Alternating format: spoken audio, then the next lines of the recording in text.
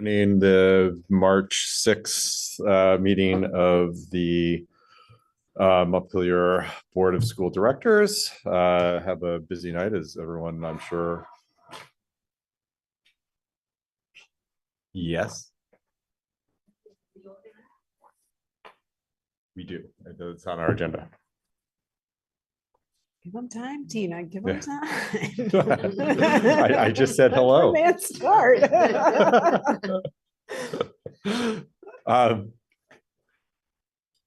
Yes, so we have a busy agenda. As you know, folks know, we are going to have to revisit our budget. We also are going to have to reorganize. So want to congratulate, if that is the right word, Tim Duggan for joining the board, and Mia Moore and Jake Feldman for re-election, and Kristen Gettler and Scott.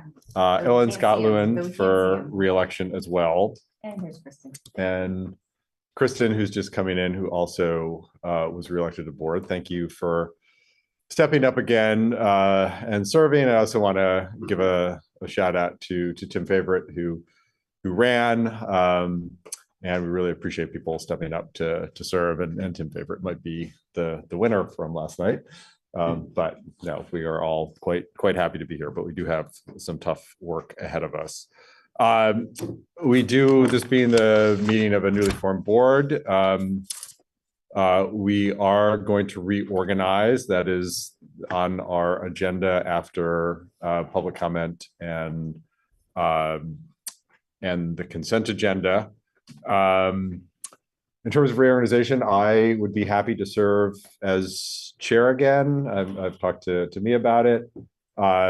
Given that turnover is good, this will probably be both my last term. I have 2 more years of my term, and I will probably step down after chair after this year.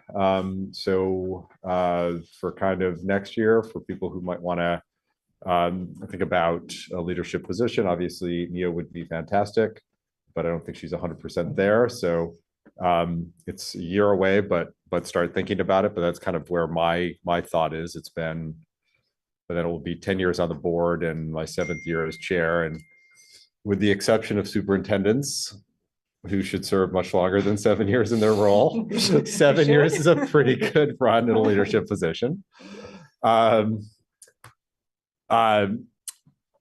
And I think what we're going to do is, just because of the budget, and also because we have at least one new member, I think I will just give a quick rundown of the committees and what they do, and push off actual selection until we have a little more time, because we're not going to be doing committee work in the next week and a half.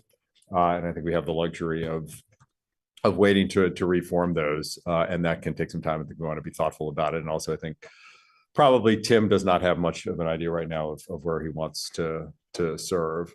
And I do not want to speak for Jill, but I know she sent out a message that after very heroically serving as chair of the Tech Center board, she is looking for some relief from that role. Am I correct in saying that you would be happy to be replaced entirely? I would, or if failing that, I'd be happy to be the MRPS representative, but I've already let everyone on the Career Center board know that I will not be chair, at least. So if anyone is interested in that, I don't think we have to appoint tonight, or no?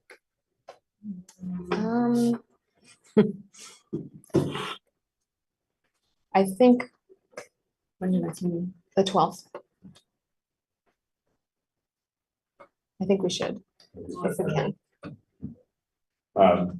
So we'll have to do that as well.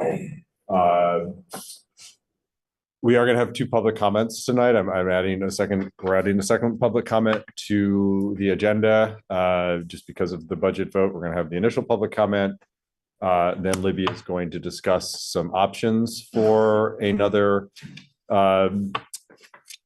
for a second budget, which we have to do quickly. She's going to explain the timeline, which is fast. And Jod Odom, thank you for coming. The town, or the city clerk, is going to help us make sure that we get all of that right.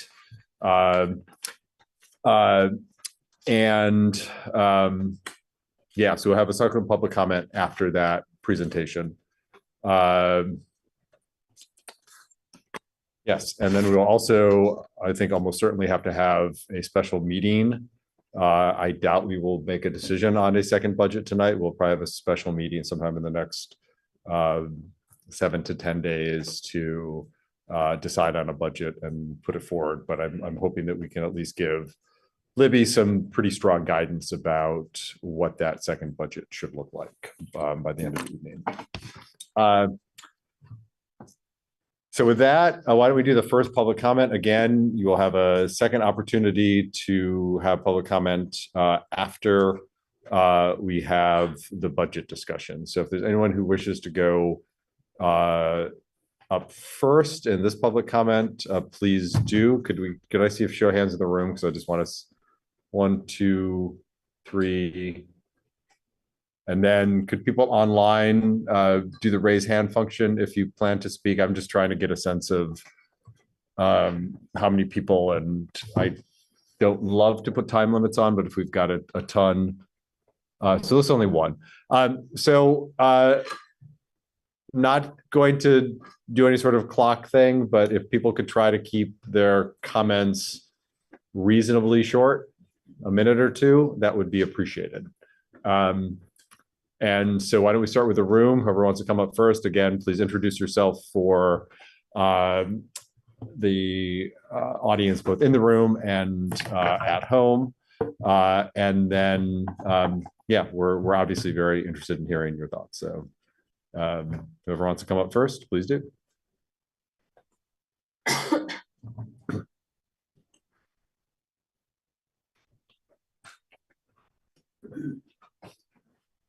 I'm Tina Muncy, and I live in Montpelier. And I know your superintendent will have a proposal for you to consider tonight and for the next budget to be voted on. And perhaps she will have cut a position. Perhaps she will have cut a program or reorganized it. Perhaps she will advise to put off some facility improvement or something that needs to be made. But I'd like to say I've been watching you and listening to you. And I think there's a percentage of the board that now thinks that it would be best fiscally and educationally to bring the students from Roxbury into Montpelier to be educated. And if that's really true, then I'm wondering why you would have the taxpayers spend 1.5 million or whatever it turns out to be to have for a year to have that decision just sort of put off for a year. So I know you've in the process of establishing a committee to talk about it, but that committee could meet with your superintendent for the next 5 months and decide the how and the best way to have the students come in.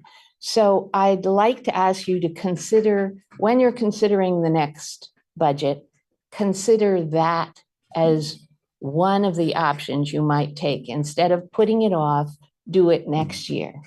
So I thank you for even considering it in your considerations. And as always, I thank you for the time you give our children and the careful thought. Thank you. Thank you. Anyone else? I saw a couple other hands.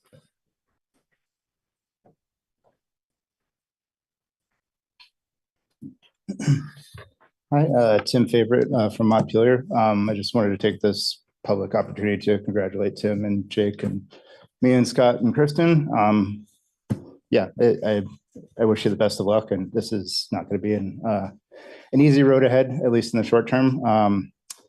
Yeah, in terms of the budget, I would, it was clear that it was defeated by a lot of anger and fear and a good chunk of misinformation. And I would just urge you not to overreact to that.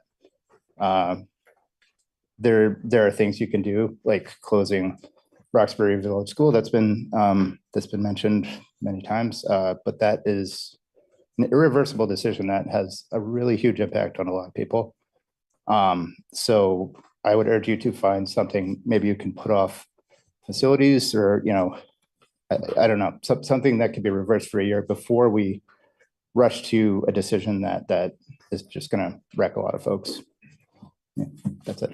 Thank you. Thank you for running the effort. Let me know.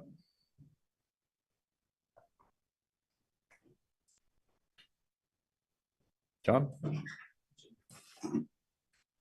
I'm not going to, John Guifrey from Roxbury. I won't go into all, I've advocated twice online for making sure that we don't make any rash decisions on this. And unfortunately, I'm here to try to set the record straight.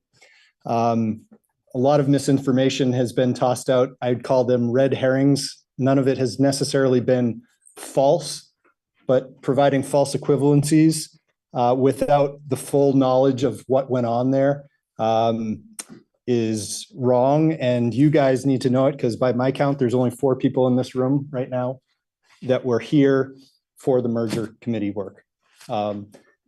Jim's in a position where he can't say much on this. Tina has obviously advocated for this. Nancy in the back.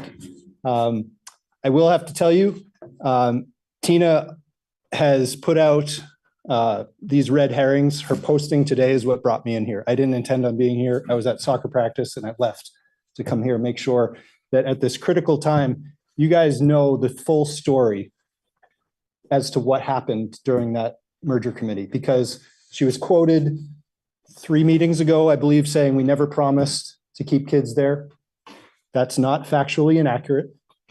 Okay, we all read the merger documents, I'm sure. It was guaranteed there for 4 years.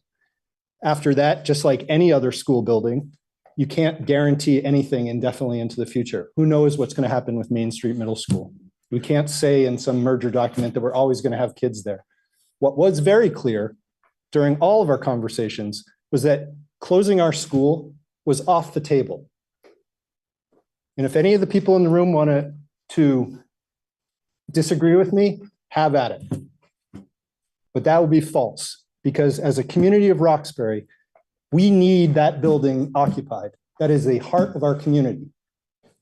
And however she wants to portray it as, well, you never know, and we're just providing information, she's not providing the full picture. And the full picture is that school was supposed to have kids in it in some capacity indefinitely into the future. And that was the gist of it. We weren't interested in anything else. And I'll say this because no one else in this room can say it. Let's be honest with this. Both communities used each other to help each other out during that merger. I was a vocal proponent against Act 46. I spoke up in the Joint Education Committee against it. I thought it was a terrible idea. It didn't go far enough. It didn't do enough to save the money and create all the hassle. However, once it was passed, and we got down to work and we got something done. And it was one of the most successful mergers that has had some of the fewest hiccups. However, Montpelier benefited from Roxbury joining because they didn't have to join with anyone else. It's made them safe. So everyone in the Montpelier community, you need to understand that that's likely one of the reasons that they chose to talk to us. And for Roxbury, it was great for us.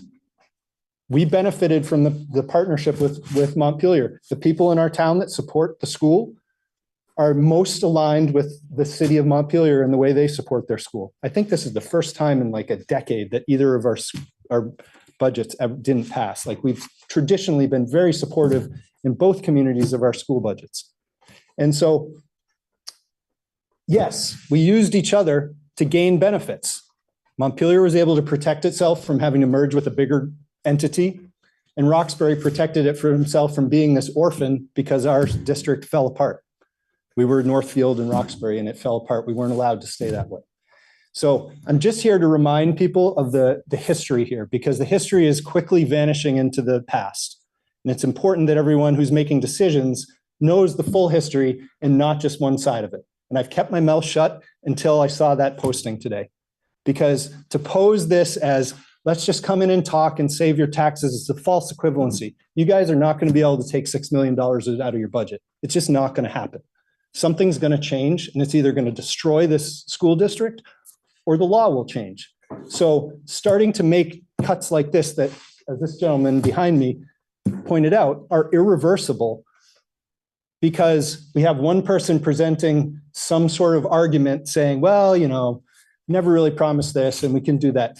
What I'm asking you guys to do is just keep the big picture in mind and figure out a way where we can honor the commitment that these two communities brought together 6 years ago, whatever, I can't remember the actual number.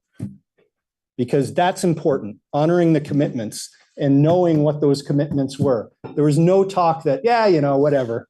If it doesn't work out, Roxbury, you can get on the bus. You guys are going to be in the very, and I've supported you guys and I continue to support you. This has nothing to do with you. You have an unbelievably hard task to do here. Unbelievably. And it's not fair to you. And I'll keep reminding you guys and everyone else in the city and both towns, this was brought on by the legislature. And you guys are in the unenviable position of deciding whether you want to put a kindergartner on a bus for 35 minutes or 45 minutes or an hour, depending upon the route, because we want to try to quickly save $1.5 million if that's actually the number. Because what do we do next year? Are you going to cut $2 million out of your budget next year? And then another 2 million? What's this building going to look like? What's the whole district going to look like? I don't know those answers. I'm here just to set the record straight and provide you that context, because I think it's really important, because you have some amazingly hard decisions to do right now. And I don't envy you. And I do thank you again for all of the work that you do. Thanks.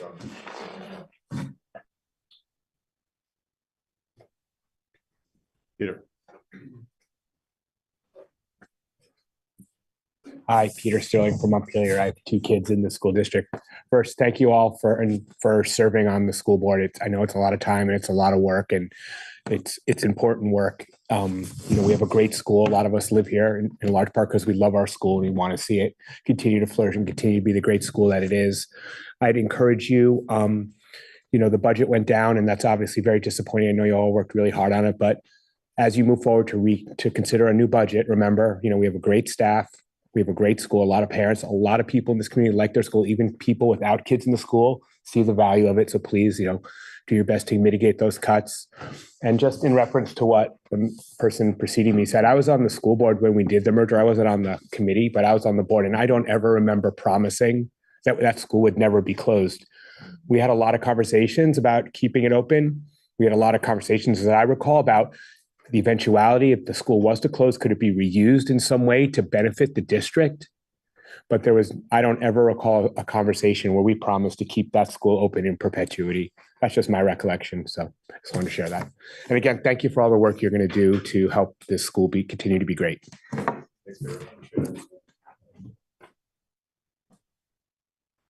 Yes.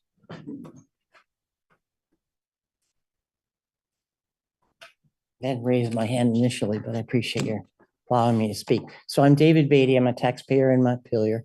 I've seen in the paper listed pressures. Thanks. So those are things that you should have been thinking about these past few years as budgets increased. And a few years ago, tangentially, I remember there was a pressure to consolidate. And I think that's what the second person talked about, that you under a pressure to consolidate or be consolidated. So the law came up, you had to react to it. You chose Roxbury. So another law came up. Now that's really exacerbated the cost. Whether that goes through or not, I don't know. But I think you've had some time now. I'd like to hear, what have you thought about up till this time when the law changed again, where it became more of a financial picture, an impact that voters reacted negatively to, so the budget was voted against. So as you go through these deliberations, I'd love to hear, what things you've been doing right along with those mentioned costs in the paper. They were adding pressures, and I don't think that reassessment is actually a cost. It's a redistribution of your costs. But I'd like to hear, what you've done so far, thinking about, what if, over these years. Thank you.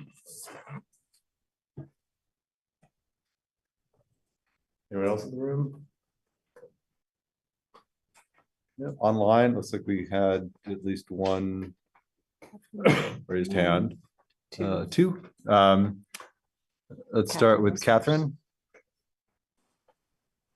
Hi, everybody. Can you hear me?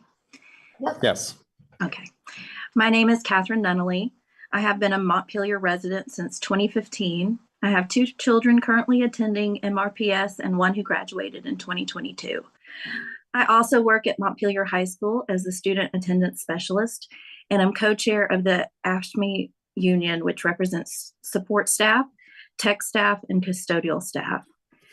More than half of our bargaining unit live in Montpelier, but all are part of the MRPS community. We want to continue to be part of that community, but these budgetary woes have some contemplating a change in employment. Please, when you are making these tough decisions ahead of you, keep in mind that there are people behind each of the FTEs you consider roofing. There are important relationships with students, caregivers, and staff at stake. Don't sacrifice the backbone of your schools before looking at all the other options. And I just want to take this opportunity that I wanted to a few weeks back to give a shout out in the name of solidarity to Allison Waring, a teacher who put in the effort and built an important relationship with my oldest son when he was in her science class at Montpelier High School. Thank you, Allison, for all that you do every day to connect with students and inspire them to be in this world and make it a better place. Thank you, everybody. Thanks, Kevin. Thanks, Catherine. And Hannah Bryant. Hi there. My name is Hannah Bryant. I live in East Roxbury, and I have 1 child at Main Street Middle School and another child at the Roxbury Village School. My background is in community planning, so that is my lens today. And I just really want to speak to the board, but also want to speak to those who are advocating to close the Roxbury Village School.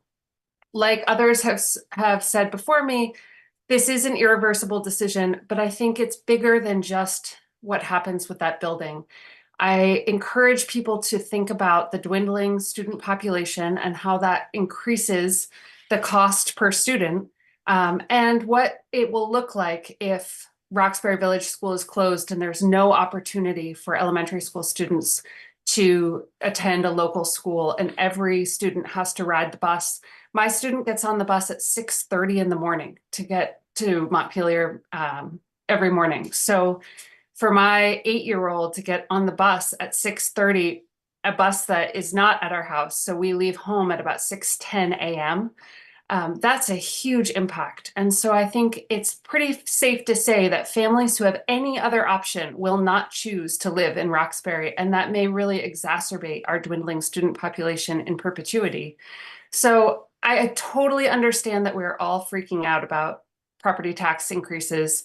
But I do think that this is a short-sighted move to close the school, and that maybe we could explore amendments at the state level or other budgetary options. But I think that the long-term ramifications of closing Roxbury and making this a really undesirable community for any family to move to are going to have a lot more impacts on the Montpelier taxpayers in the long term than this one tax increase that we're proposing in the next 5 years. So please consider other options. And for the Montpelier folks, I really hope that you can consider Roxbury as a partner and not an adversary. It does feel like, we're being seen as a ball and chain as opposed to an opportunity. There is a lot of developable land. There's a lot of housing in Roxbury. There's a lot of opportunity to bring new families to the community that would benefit all of us. So think about that opportunity and how we can all kind of uplift one another as we move forward. Thanks so much. Thanks, Hannah. We have a couple more who, Dave Bellini, sorry if I mispronounced that.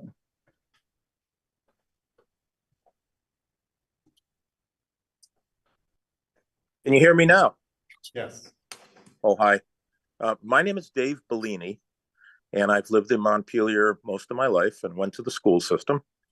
And I'm trying to turn on my camera, but I don't know how to do it. You won't be able to, sir. We can hear you though. Yeah.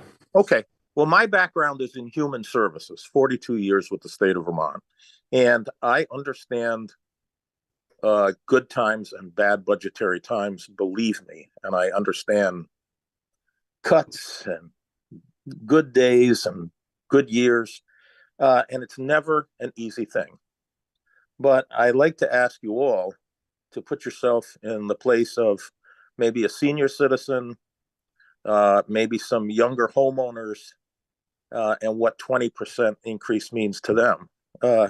They're the ones that are going to have to make really tough decisions. For some people, it's a choice of food or medication. For other people, it's I can't afford the increase because I can't pay my property taxes. For others, it's I'm not going to be able to keep my kids in the daycare I want.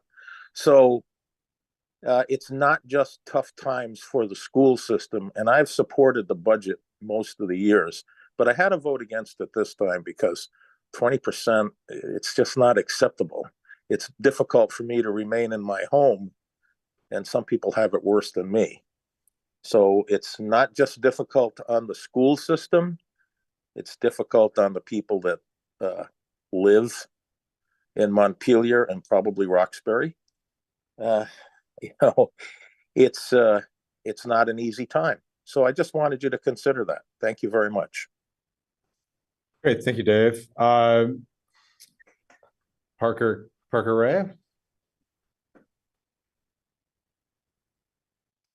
Can you hear me? Yeah, it sounds like it's James. Yes, hi, this is James Ray on Parker's computer. Parker's here with me. I just wanted to speak to remind the community, and I should start with, I don't pretend to know all the ins and outs about what I'm about to say, but I think I know enough to say this, that to remind the community that the situation that we've been put in, I think, from my understanding, has more to do with directives and decisions made at the State House and the governor's office than it does to do with any actions taken right or wrongly by this school board. In other words, that the school board over the years has been put in positions to react to decisions passed down to them by the State House and the governor's office. And so I think as people task this school board to make their decisions, to please understand that they are reacting, not in a reactionary, they're responding in a responsible way to decisions that they or none of us really have much control over. And speaking control over it, I guess the second part of my statement is a plea to any legislators out there who might be listening to this, who might read the transcripts of this, or to who any of you might be talking to please think through decisions a little thoroughly. Again, I don't pretend to know all of the ins and outs of this, but it very much feels like, especially in this last round, that the act that's led to this most recent budget crunch, that massive decisions were made before they really had a sense of how those decisions would play out in communities across this state. And my understanding also is massive decisions that were forced on school boards with ridiculously, and I think irresponsibly, short timelines to react, putting communities like ours in situations where we have to make these tough decisions. And again, I think an irresponsibly short timeline, not irresponsible on our school board, irresponsible on the legislator and the governor's office that is putting these communities in these situations to make, like, it feels like pendulum swings are forced on us by the state level. And my plea is to the governor and the state house to just slow down, put thought into these things before these decisions are passed on to the communities and the school boards to respond. Because as I hope they can see right now, I think the report I heard was that 30% of the school districts, 30 districts in this state did not say yes to their school budget this year. And I think that's a reflection that they've all been put in situations that are untenable by the State House. So please, I think to our community, I would beg folks to remember where this is all coming from. And I would beg the State House and the governor's office to please pay attention to this. Do what you can to rectify this situation now. And please, please, please take a more patient, thoughtful approach going forward. Thank you all very much. Thank you, James. Hannah and Jane Pinkett. Jane Pincus, and I think if anyone else wants to speak, please raise your hand now, because I think otherwise I'd like to get to discussion and save further comment for the second comment period. Hannah. Hi, my name is Hannah Zajac. I'm a Roxbury resident, and I have one kid in RVS and one in Main Street Middle School. I'm actually the wife of a former board member that went through the merger process. It was an interesting time, but I can say wholeheartedly that it's been a very positive thing for us and our family. I've seen wonderful things happen at RVS. And my kid loves Main Street. It's been a very positive experience. And I've been lucky enough to help coach with some of the track and cross country teams and meet some of the kids. And it's just been a super positive experience. But my one thing I'd like to, I guess, point out is if we could continue with having a thoughtful discussion and forming the committee to talk about closing the Roxbury School rather than a knee-jerk reaction, I think it would be a much better thing than trying to force something really quickly and leaving the kids at the center of the discussion. And if this is better for the kids, great. We'll talk about that and figure out what we need to do, but we got to leave the kids at the center of the discussion as well. That's it.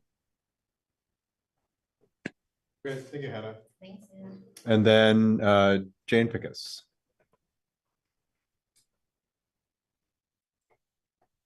Hi, I'm Jane Pincus. I've lived in Roxbury for over 50 years. It's a community that's changed over these years. It's growing. It's beginning to really thrive and thrust out roots and branches where people are starting to work together. It's so important also that our children in our school have the chance to be connected to people, to the kids in Roxbury. It's so important that the heart of our town stays alive, and that I, heartily support what Hannah just said, that if we can look for creative ways in transparent ways to get our act together, to choose alternative ways of dealing with the expense of keeping Roxbury open, I think we should look for them and not just sit back and cut conversation off. I think that would leave really bad and negative feelings. And I think I urge you to try and find ways to keep the two communities together, the two schools together. And with all my heart, I hope you can do that. And I encourage you to do that. And thank you. Great, thank you, Jane. I appreciate it. Thank you, everyone. Again, we'll have a second public comment period after we have our budget discussion. Next item is the consent agenda, just for folks at home and for Dwell. And I'm going to take a wild guess that Tim knows what a consent agenda is, but in case you don't. The consent agenda is essentially items that are pretty routine, like approval of minutes, previous minutes, and our warrant for payroll, et cetera, that don't require discussion. We put them together. The board reviews them quickly or deeply beforehand. And if there's anything someone wants to discuss, we pull it off the consent agenda and separately discuss it. But it's basically a way for us to get a lot of business done quickly without unnecessary discussion if we don't need it. Do I have a motion to approve the consent agenda? I move we approve the consent agenda. Do I have a second? I'll second. Any discussion? I just quickly wanted to say, Libby, thank you for putting together those slides with the statewide data to make them easy for people to find and read. Do we have them on our district website yet? Yeah, it's really helpful to be able to have it at our fingertips so we don't have to go digging around on the AOE website ourselves. Yeah. So thanks for putting together that slide. For those who don't know what I'm talking about, Libby linked to it in her superintendent's report.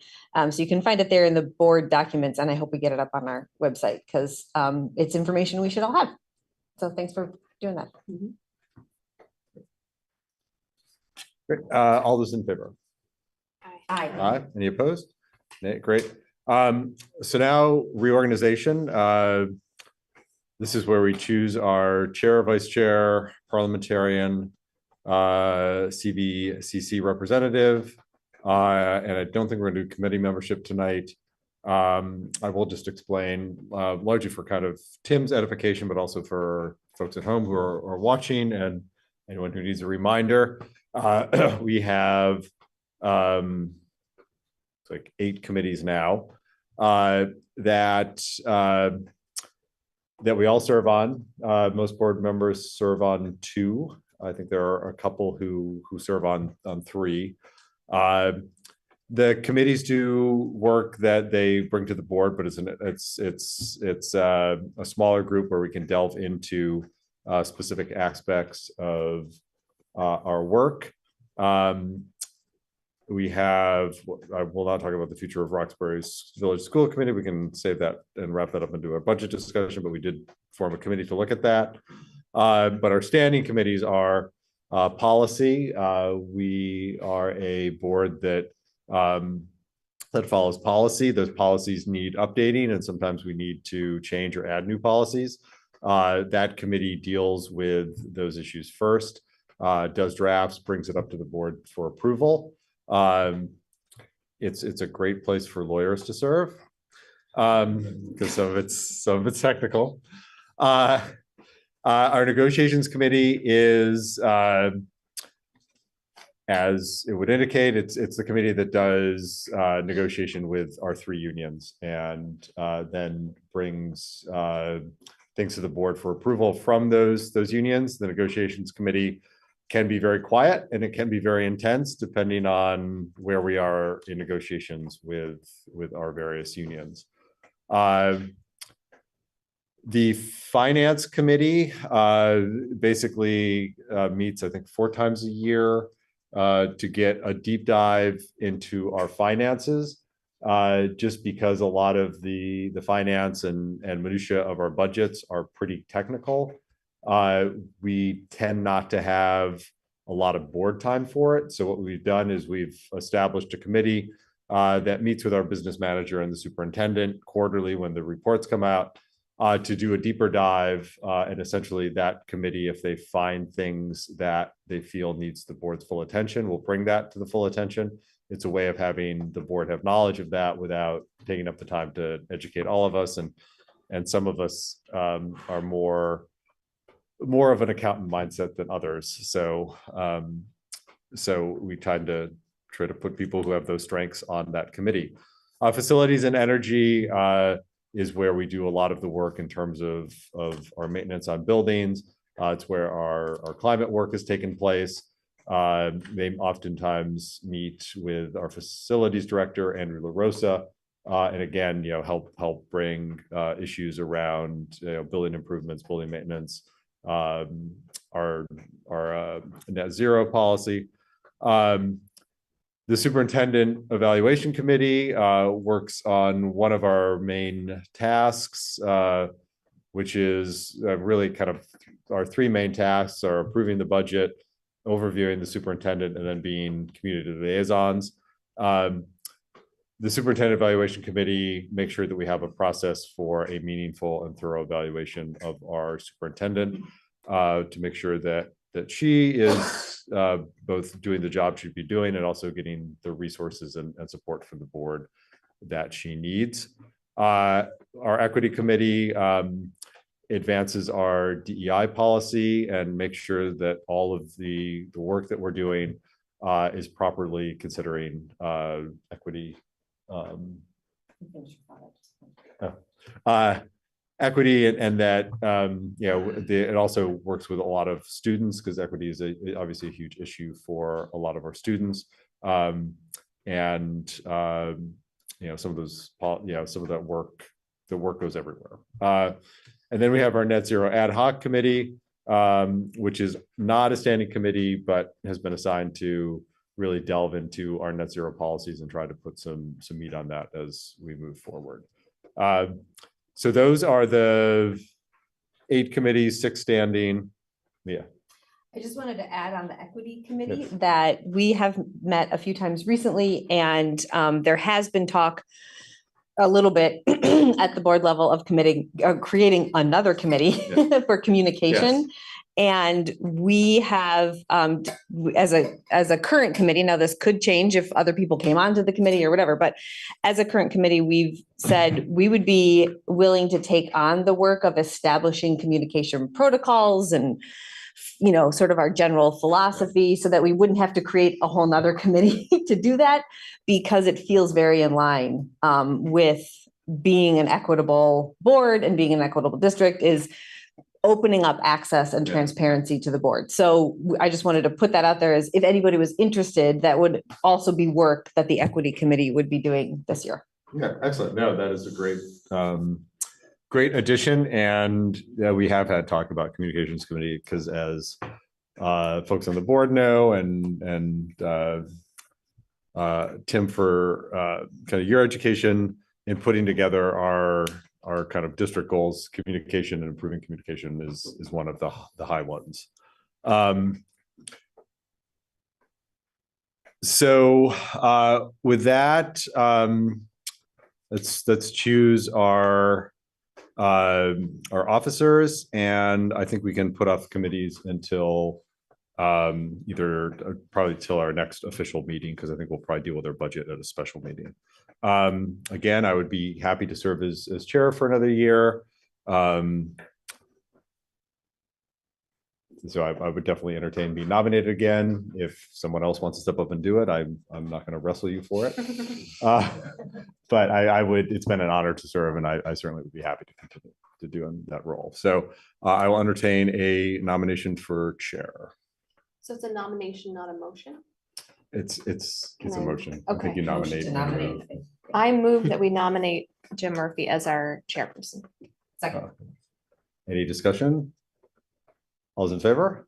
Aye. Well, thank you very much. I really appreciate the trust and the honor to serve for another year. Vice Chair, Mia Moore has been a fantastic vice chair. I'm sure she will continue to be one if she so desires, but I will open it up for nominations, and I think Mia would be a great suggestion. Does Mia think Mia is a great Mia, speaker? Okay. I've not seen her run or shake her head. Crawling under the table as you speak. Do I have a nomination for vice chair? I'll move to nominate Mia Moore to continue to be vice chair for our board. Do I have a second? I'll second that. All those in favor? Aye. Great. You didn't even ask for discussion. We don't need it. It's fine. Thanks, everyone. Thank you. Thank you. Since Anna does most of the minute taking, the secretary is a pretty light lift, light enough that I forgot who the current secretary is. I think it might be Rhett. Would you be interested in serving again? Anyone else is. don't contain your enthusiasm.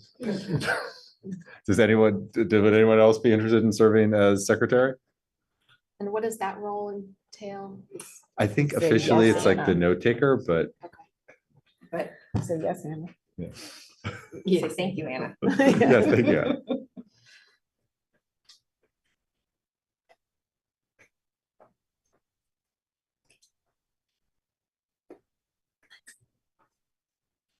Kristen? Yes, just slide it left. Yeah, slide it left. Sure, yeah, it Okay. sounds pretty low pro. Okay. Yeah, I believe the only time Rhett was put into action was when Anna gave birth to twins. So she's not planning on doing that anytime soon. She just promised me. like a guarantee. I'd like a guarantee. And I think sometimes when we're in executive session, the clerk has to make sure we capture that, who made the motions. Oh, yes. Okay. Sounds like I'm capable of that too. Yeah. I move to nominate Kristen Gettler as clerk, secretary of the board. Do I have a second? I'll second that. Any discussion? All's in favor? Aye. Great, congratulations, Kristen. Thanks for your faith in me to take on Yeah. the responsibility. And then I believe that Jill is our parliamentarian. Obviously, she just knew what the secretary does. Yes. And I was going to, I don't know if you got it, but VSBA sent like a one-page Oh, yeah, it's laminated laminated. Robert's rules, get yes, that. cheat sheet, I yes. didn't bring it. Remember to bring it.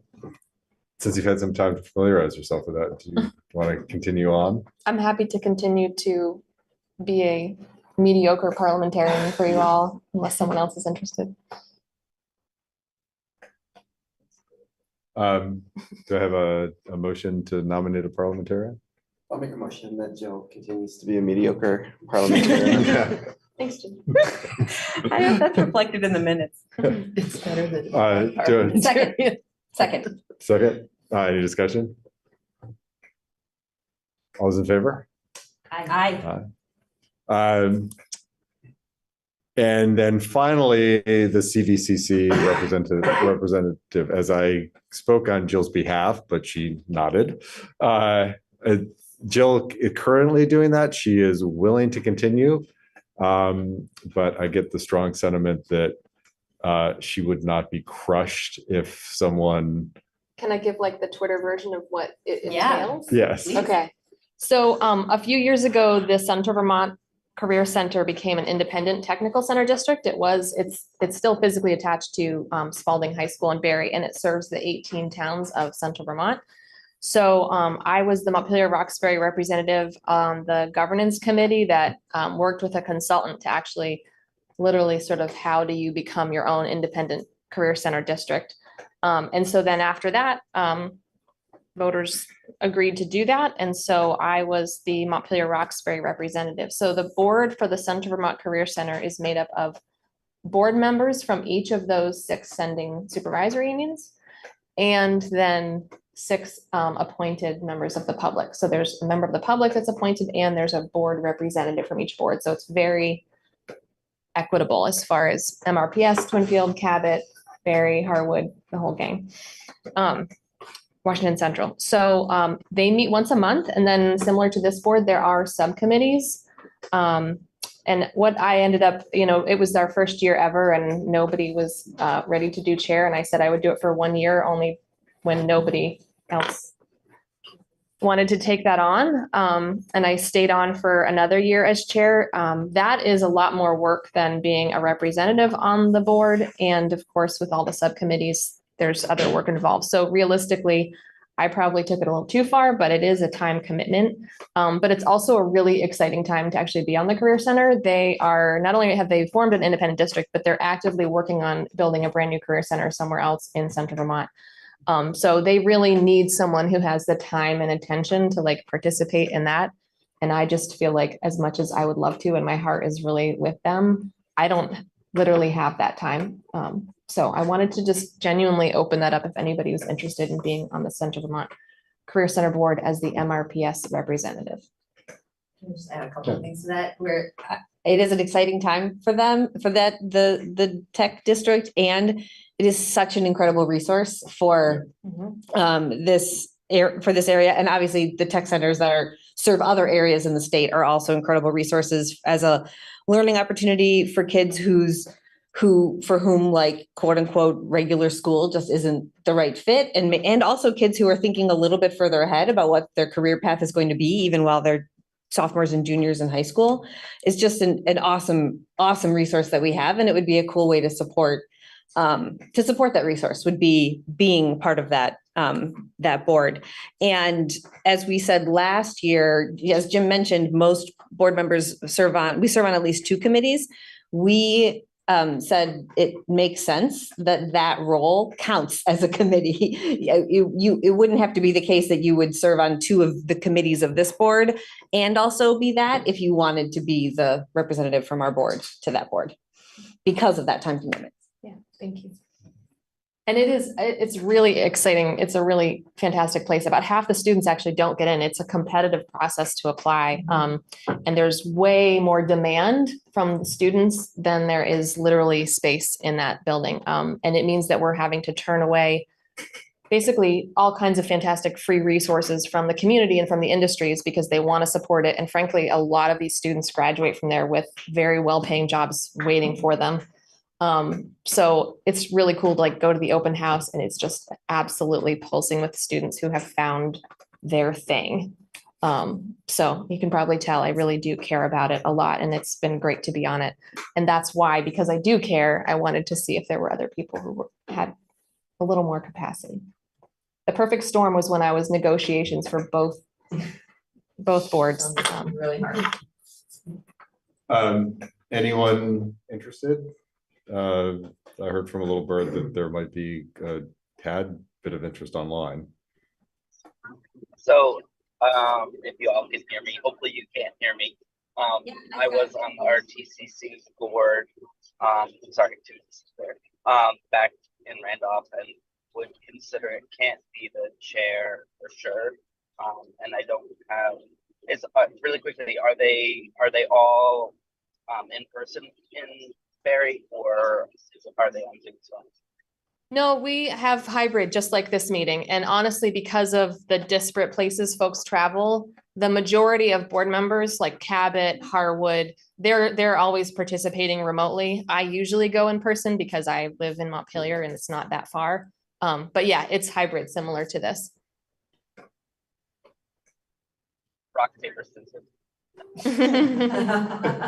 I think Jill would give it to you willingly, Scott. He would totally be cheating. We can't even see what he's doing.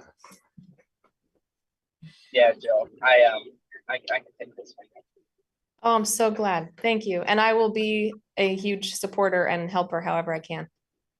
You want to make a motion to nominate? I move that we nominate Scott Lewins to be the Montpelier-Roxbury School District Representative on the Center Vermont Career Center Board. Second. Any discussion? All those in favor? Aye. Aye.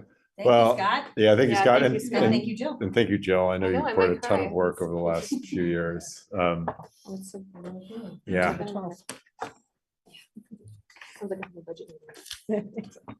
Yes.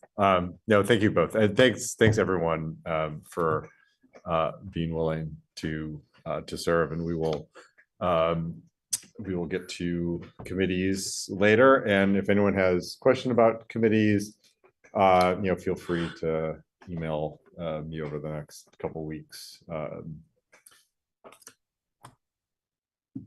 And You're all now, sticking around. You weren't here for the Really committee. quickly, I do have one comment. Oh, can you guys hear me? Yes. Yep. Sort of. So, yeah, I completely agree that the community assignment is not the highest priority. Although I am curious to hear. I think there's certainly an argument for at least setting up the future of Roxbury School Committee as soon as possible. It's a big conversation and a big decision, and one that I think is happening informally. And it would be nice to get that formed sooner rather than later. So yeah, I understand that the need to focus on the budget, but that's also something that I think is equally important and very connected. So yeah, just wondering what others think about that one particular and getting that sort of our yeah, I agree, Scott. I mean, my thought is, I think Roxbury is going to be a part of our budget conversation, and how that committee looks and what its eventual charge might be may be informed by how our budget conversation goes. That's kind of my thought, which is one of the reasons I held it.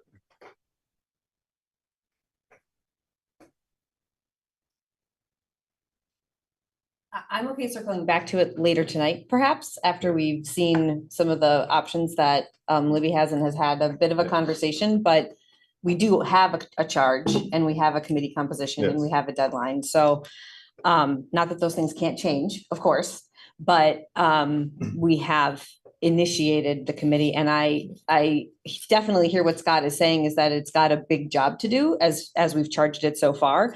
And I wouldn't want to delay getting the work of that committee off the ground unnecessarily.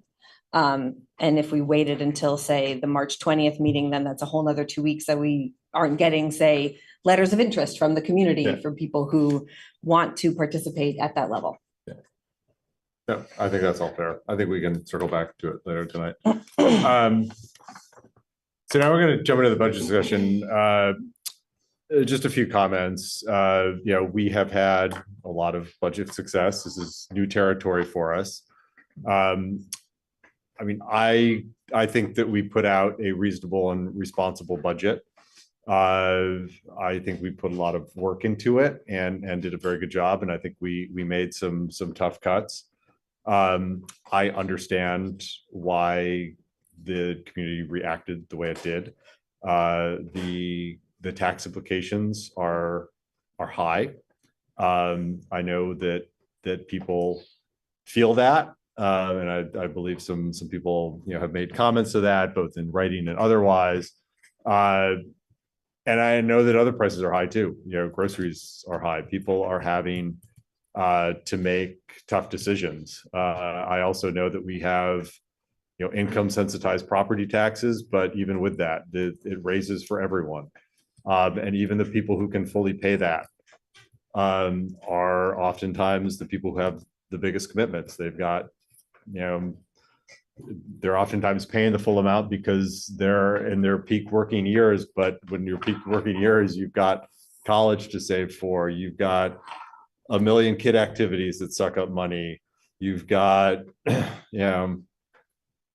your expenses are often at the highest that they're at. So I understand why people feel very squeezed by that budget. And I also realize that a lot of the forces that led to what's a drastic change, we've never had numbers like this, are out of our control and are the result of some state policy changes and some other changes in terms of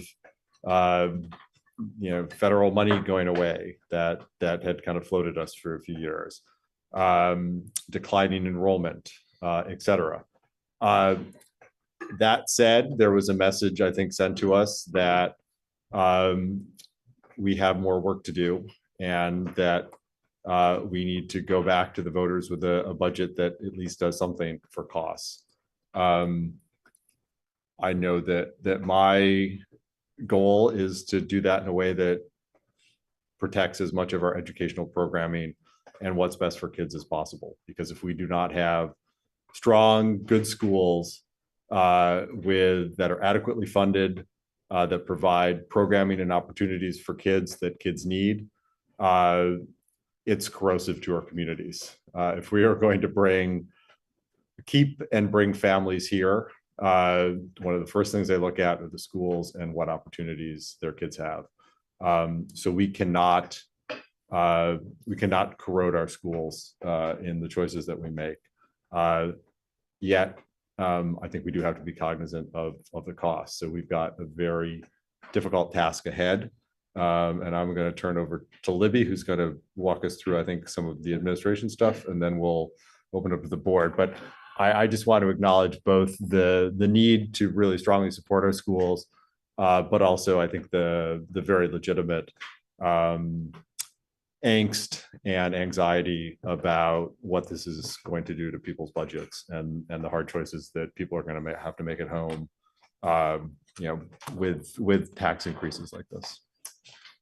So this job doesn't get any easier ever, that we got through the unprecedented times, but we're still well within the unprecedented time right now. So I am just providing the board with some potential scenarios. There is nothing written in stone whatsoever. This is ultimately how much of a tax increase we want to go back out to the voters is ultimately a board's decision, not an administrative team's decision. So that's primarily the decision you have to make, and you don't necessarily have to make that tonight either. So this is information gathering. It's giving an idea to the board and the community of just how much we'd have to cut and what those potential cuts could look like if to get to certain tax rates. That's the purpose of this. right now. It is incredibly hard to talk through this. We had an administrative meeting this afternoon, and I look back and Jason, who's here for some moral support, I know, my high school principal, and it was a tough meeting. So know that. All right, so we have a timeline for a revote, and John Odom has kindly come tonight after I've talked to him a few times on the phone over the last couple of weeks and today. So there are two things that the board needs to work with, the statute as well as our contracts. So what's in statute after a revote or for a revote is that a public notice has to be provided. The public notice is the warning, just as you warn school board meetings and that kind of thing. And a vote can be had 7 days after the public notice has been provided to the community. A public informational meeting must occur at least 5 days following the public notice. And if it's rejected again, this process can start over. Now, John had put it so professional and nice to me, and he said, yeah, that statute doesn't really work out with reality. And so we're working with our partners over in the town clerk's office, as well as our administrative team and our community and the school board. So there's lots of people in that conversation. And John clarified with me today around like, what does that kind of turnaround look like? And there's pressures on both his office as well as our MRPS contracts. So I'll do the contracts first, and then I'll give John the opportunity to, I don't want to put you on the spot, John, but give John the opportunity to speak though about the pressures from the clerk side of things. In our AFSCME contract, just as Catherine spoke of earlier, our AFSCMEs are custodians, or tech people, or administrative assistants. There is a notification of reduction in force by March 15th for AFSCME. There is nothing in there for a second vote or a failed vote or anything. It's just the vote. In the MREA contract, as I spoke about before, the notice of a RIF or a reduction of force must be given by March 31st for their failed first vote. So that's the kind of timeline John and I were talking about today. And then I also wanted to point out that all administrative contracts have to be renewed by contract by February 15th. So our admin team have already gotten their contracts as is written in their legally binding contract. In statute, the principal position, if they've been in their position for 2 years, need to have their contract renewed by February 1st. That's part of statute. So those administrative contracts have been given out and have been signed by the administrative team at this point. That's state law. The 15th? The first for principals, for the principal position. And that's a state law? Yeah. What is it? Can you explain who the administrative group is? Yeah, so anybody with an administrative license, so including myself. So myself, the principals, the assistant principals, director of curriculum, director of special education for student services, as we call it here, director of social emotional learning, director of flexible pathways, and as well as people who do not have that administrative certificate, like our business manager, director of facilities, Anna, my executive assistant, Heather, the director of coordinator of human resources. That's part of their contract as well, because their contract kind of mirrors an administrator's contract. So those, what I'm hearing you say is those contracts have all been signed. Yes. There's no riff we could make at those levels because those contracts have been signed. There would be legal ramifications potentially from that. I just wanted to put a fine point on that. Yeah. That's very helpful. Yeah. But central office staff would fall in the MREA group? No, No. they're the administrative ones. Like Give me an example of a central office staff. like we learned early on, central office staff went from 15 to 26, additional 11 people who had been ESSER funds, but are now normal payroll, and their administrative contracts. No, we didn't hire. I don't think those are all central office Those staff. are central office staff. Okay, so they're under one of the different, Yeah. their Yeah. MREA. Yeah. Okay. Okay, so as John pointed out to me earlier, the law for a revote is not exactly friendly to a town's clerk's office. John, do you want to step up to this mic here so everybody can hear you at home? And could I ask you a question quickly? Yep. So when those reduction in force notices, there's specific notices that go out to specific people by those timelines. It's not a general statement that there will be a reduction in 5 positions. Is that correct? The information that I provide to Joe, our union leader, is that it's the position with the licensure category. Okay, so 3 teachers and 2 assistants or whatever. It would be the licensure category, so it would be a, since we already have decided on a K-6 RIF because of enrollment, it would be reducing in force one K-6 licensed It's not educator. person specific at No. that point. No, Okay. no, because then it goes to seniority. Okay, John, you're on for the realities of the town clerk's office. Well, first of all, I will assume that the clerk's office role in this would be myself and my deputy just basically putting on the election. Since you've got your own infrastructure for doing all the warnings and everything like that. So I wouldn't have to think about that, which is great because I hate thinking about those things. Yeah, when Libby brought it up and she mentioned the date and the outside date being the 28th for an election, and I hope we keep it as outside as we can. I don't think I said anything. I think I was sort of stupefied by it. The quick answer, if you asked me if we could pull off an election and if somebody made me give you a quick answer, I would say no. Now, if you were to look at me like I was Scotty and you were Captain Kirk and you told me, well, how are you going to do it anyway? Just kind of what I did.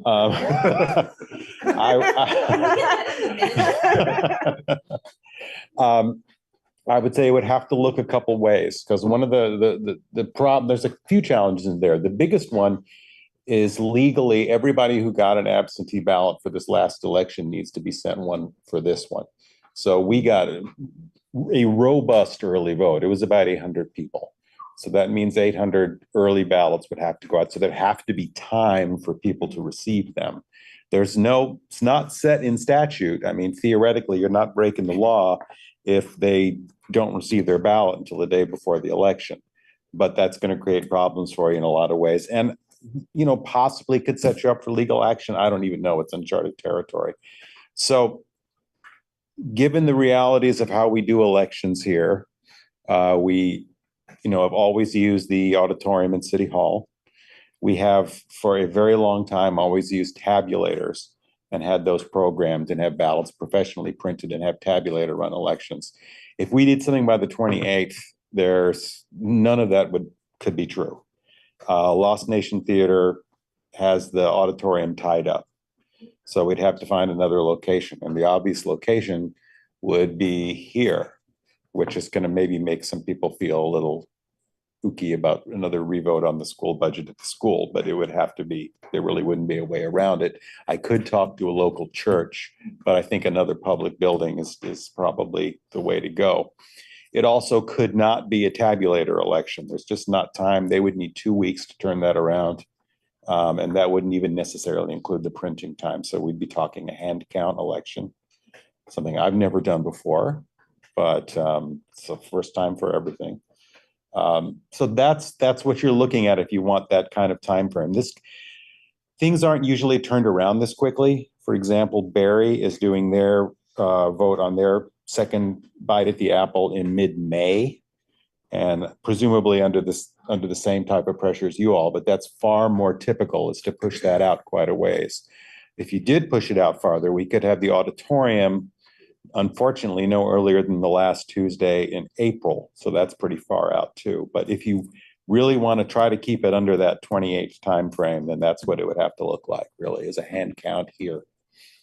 What I'd want to say to the board is we don't have to do that. The ramification of not knowing a past budget by May is twofold. One, our entire MREA staff would get RIF notices if we miss that March 31st deadline, because you need, it's going to sound awful, but you need the freedom with a budget, right? Yeah. So they would receive RIF deadlines only, or RIF notice only because of that language in the contract, not for any other reason. And then the second potential ramification is that if the budget goes down for a second time, and we need the same lead time to get a third vote up and running, that would push you into FY '25. And when we move into FY '25, that's when we can only work off of 87% of our FY '24 budget is available to us. So there's financial ramifications for that pushback. Jake? I have a couple questions. Can we mail everyone a ballot? Whether they I- requested one or not, is that what you're saying? Registered voters. All registered voters? I don't see why not. That would be your all's choice as to how to run how you wanted to proceed with that. And I'd just be, again, I'm making some inferences here, but I'd just be the person putting it into effect. Because I think there was money for that in HE 50, that bill that passed. Only if you pushed back, No, if you if you delayed your delay. budget. We did not do that, right? You Only if we delayed had your delayed budget. vote on the budget. The decision we made not to do on February 7th. That would be a dramatic change in the scale of the election too. And I would push back a little harder on the idea of spreading it out, stretching it out a little so we could use those tabulators. When's the earliest we can get a tabulator? Well, I was trying to talk to folks today to see if there was some way we could have it by the 28th. They could program it for me and have it all turned around in 2 weeks, they said. After that, I could probably have the printed, and that would be, tabulators would be ready to go. Then I'd have to have the ballots printed probably about another week. So we're talking about 3 weeks, and then we have to mail them to the 800 people. So that stretches that out a little farther. So we're probably talking about mid-April. Yeah. So if we did it in mid-April and sent RIF notices, we could do that, and then we would at least reduce our risk of heading into FY '25. Yeah. Of having what? I'm sorry. Yeah, because you could have a separate vote I after didn't hear that. the end of your sentence. I Of said having- if we say we gave an extra 2 weeks, 2 or 3 weeks, went into mid-April, sent the RIF notices, which I know, hopefully we can explain it well, so we reduce heartburn, because I'm sure that's not gonna be pleasant. Then we could have a little more time to make John's life easier and have a tabulated election and make sure that, ballots get out and word gets out, and reduce the risk that if it fails a second time, that we have, 87% of our existing budget is bad, and not a place we want to go. We would be able, we'd use our fund balance to help. Yeah. We would have to. It would still not be great. Right. And it would eat our fund balance. Yes. But it's just 87% until you have an approved budget. Until you have an approved budget, Right, yeah. of the current budget, not of the planned budget. Right. Yeah. You're right, it would only be until we get an approved budget. Given the increases that are due, our current budget would mean a lot of people couldn't go to work for a while.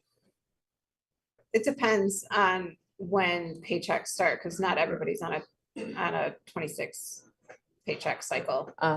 So it depends. Yeah. It also would depend on what we decided not to pay. Right. It doesn't Yes. have to be salaries that we choose not to pay. It could be maintenance or For a couple months. deferred maintenance Yeah. and things. Yeah. No, exactly, but it would, It is tricky. It puts in, whether we're talking about the RIF notices or not, or the second failed budget, which I really hope doesn't happen.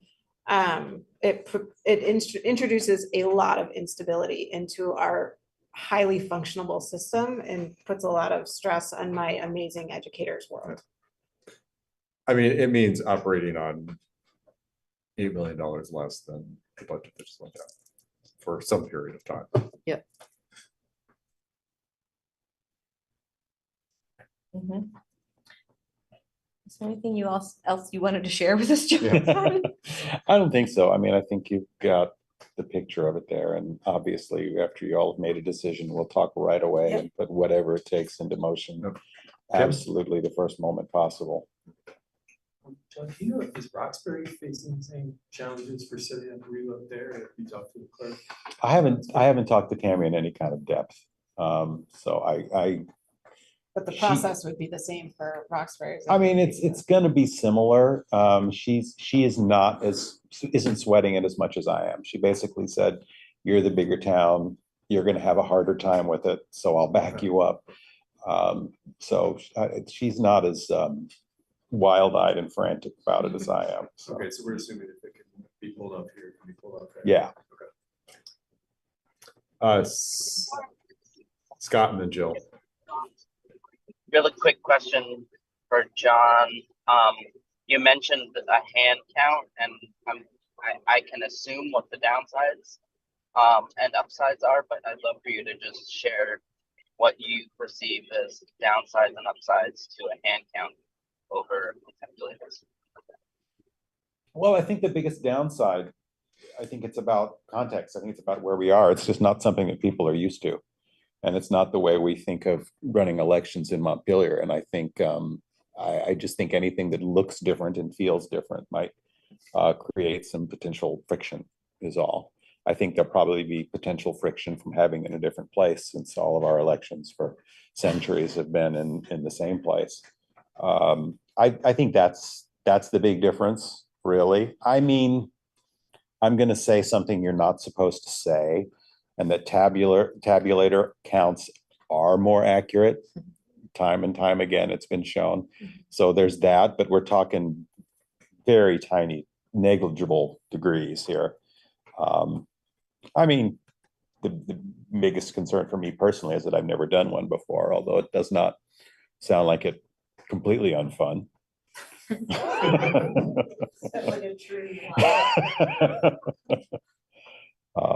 But yeah, we'd pull off whatever you need. And would it be like a one question ballot? Yeah.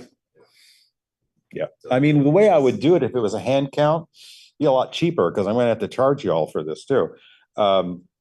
Is just to have printed out pieces of paper, cut them in half, take them to a nice printer, nice little color thing with the one question on it, send them to a mail center, mail them all out to the 800 people, have a big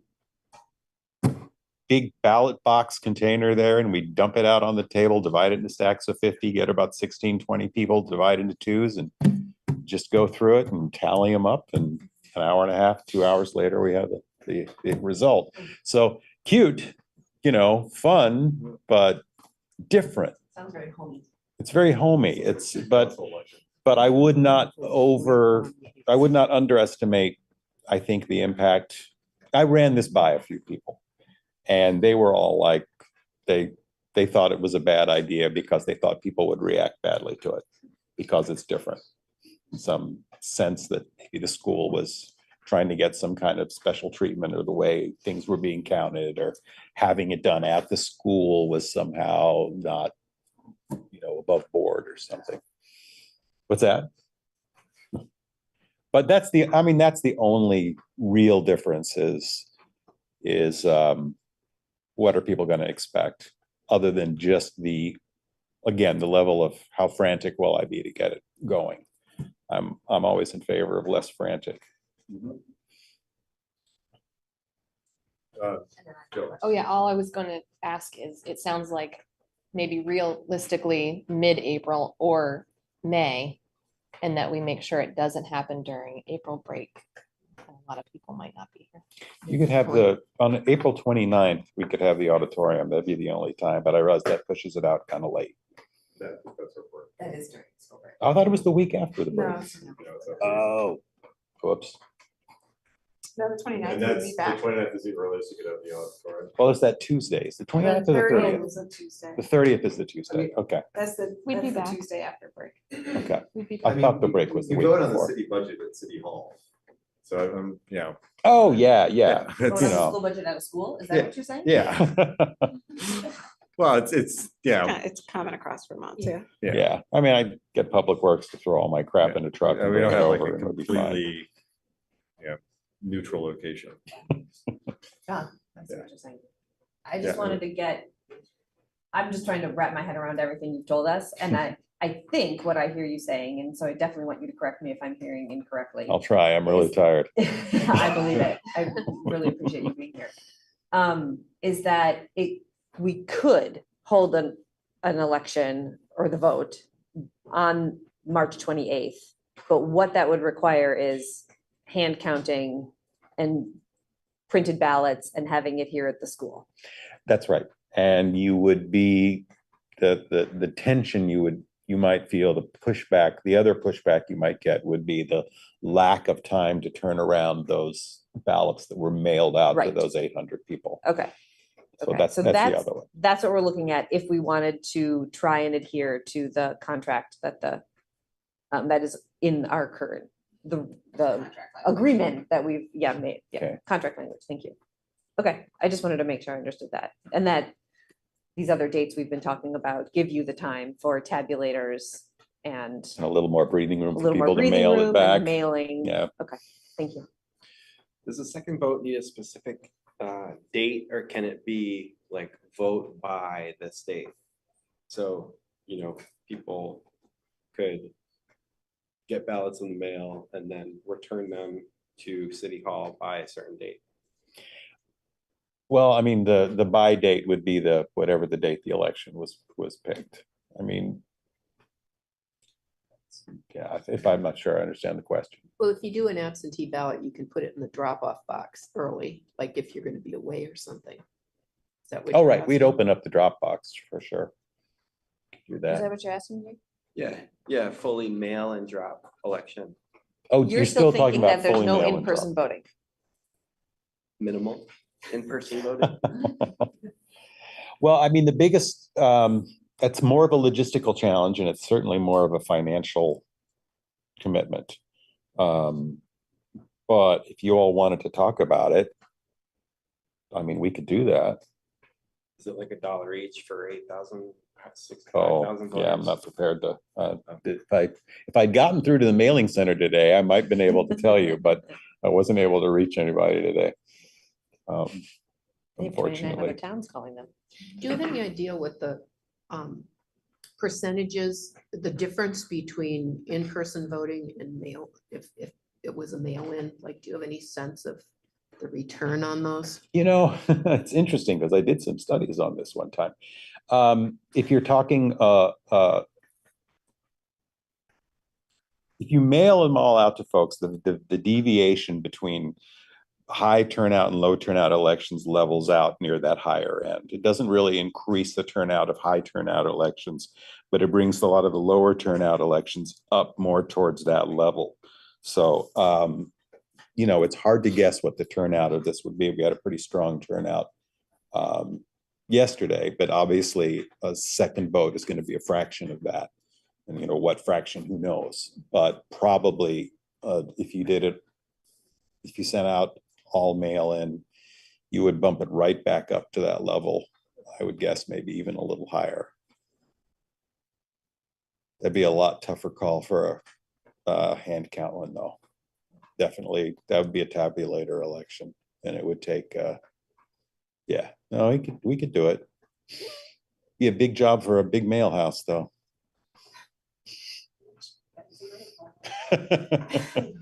Chief Norton said that the police station would be available for voting as well. Okay, that's. That might deter some people. John, forgive me, were you clerk the last time we needed to go to a second vote on the budget? Oh, this is all new for me. Okay, great. So we're in the same, with anybody? I don't remember it, and I don't remember what the timeline was that they went with when they had. Just looked it up. I think it was April 15th. Okay. Yeah. Tim. That's great. Okay. Yes, Carol Dawes welcomed me to this world today when I was speaking to her. Another question.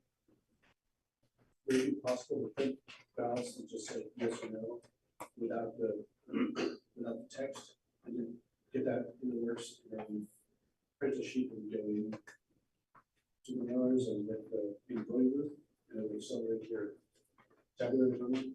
You mean to sort of get it started with everything we could have now, or? If the, Sure. if the printed sheet only needs to say school budget, yes or no. Yeah. As opposed to having the specifics of whatever we decide. Could the tabulator printer people start that process?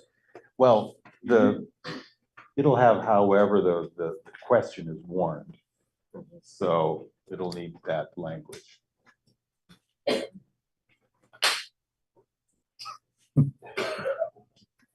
You're okay with that? You want to fidget. I have more stress balls in my office if you go need one. I've got buckets of them in there. I'm sure it's helping you pay attention. It was. Yeah, I believe it. Bus station has the priority of the space, or is it too logistically impossible to redo the space? Yeah.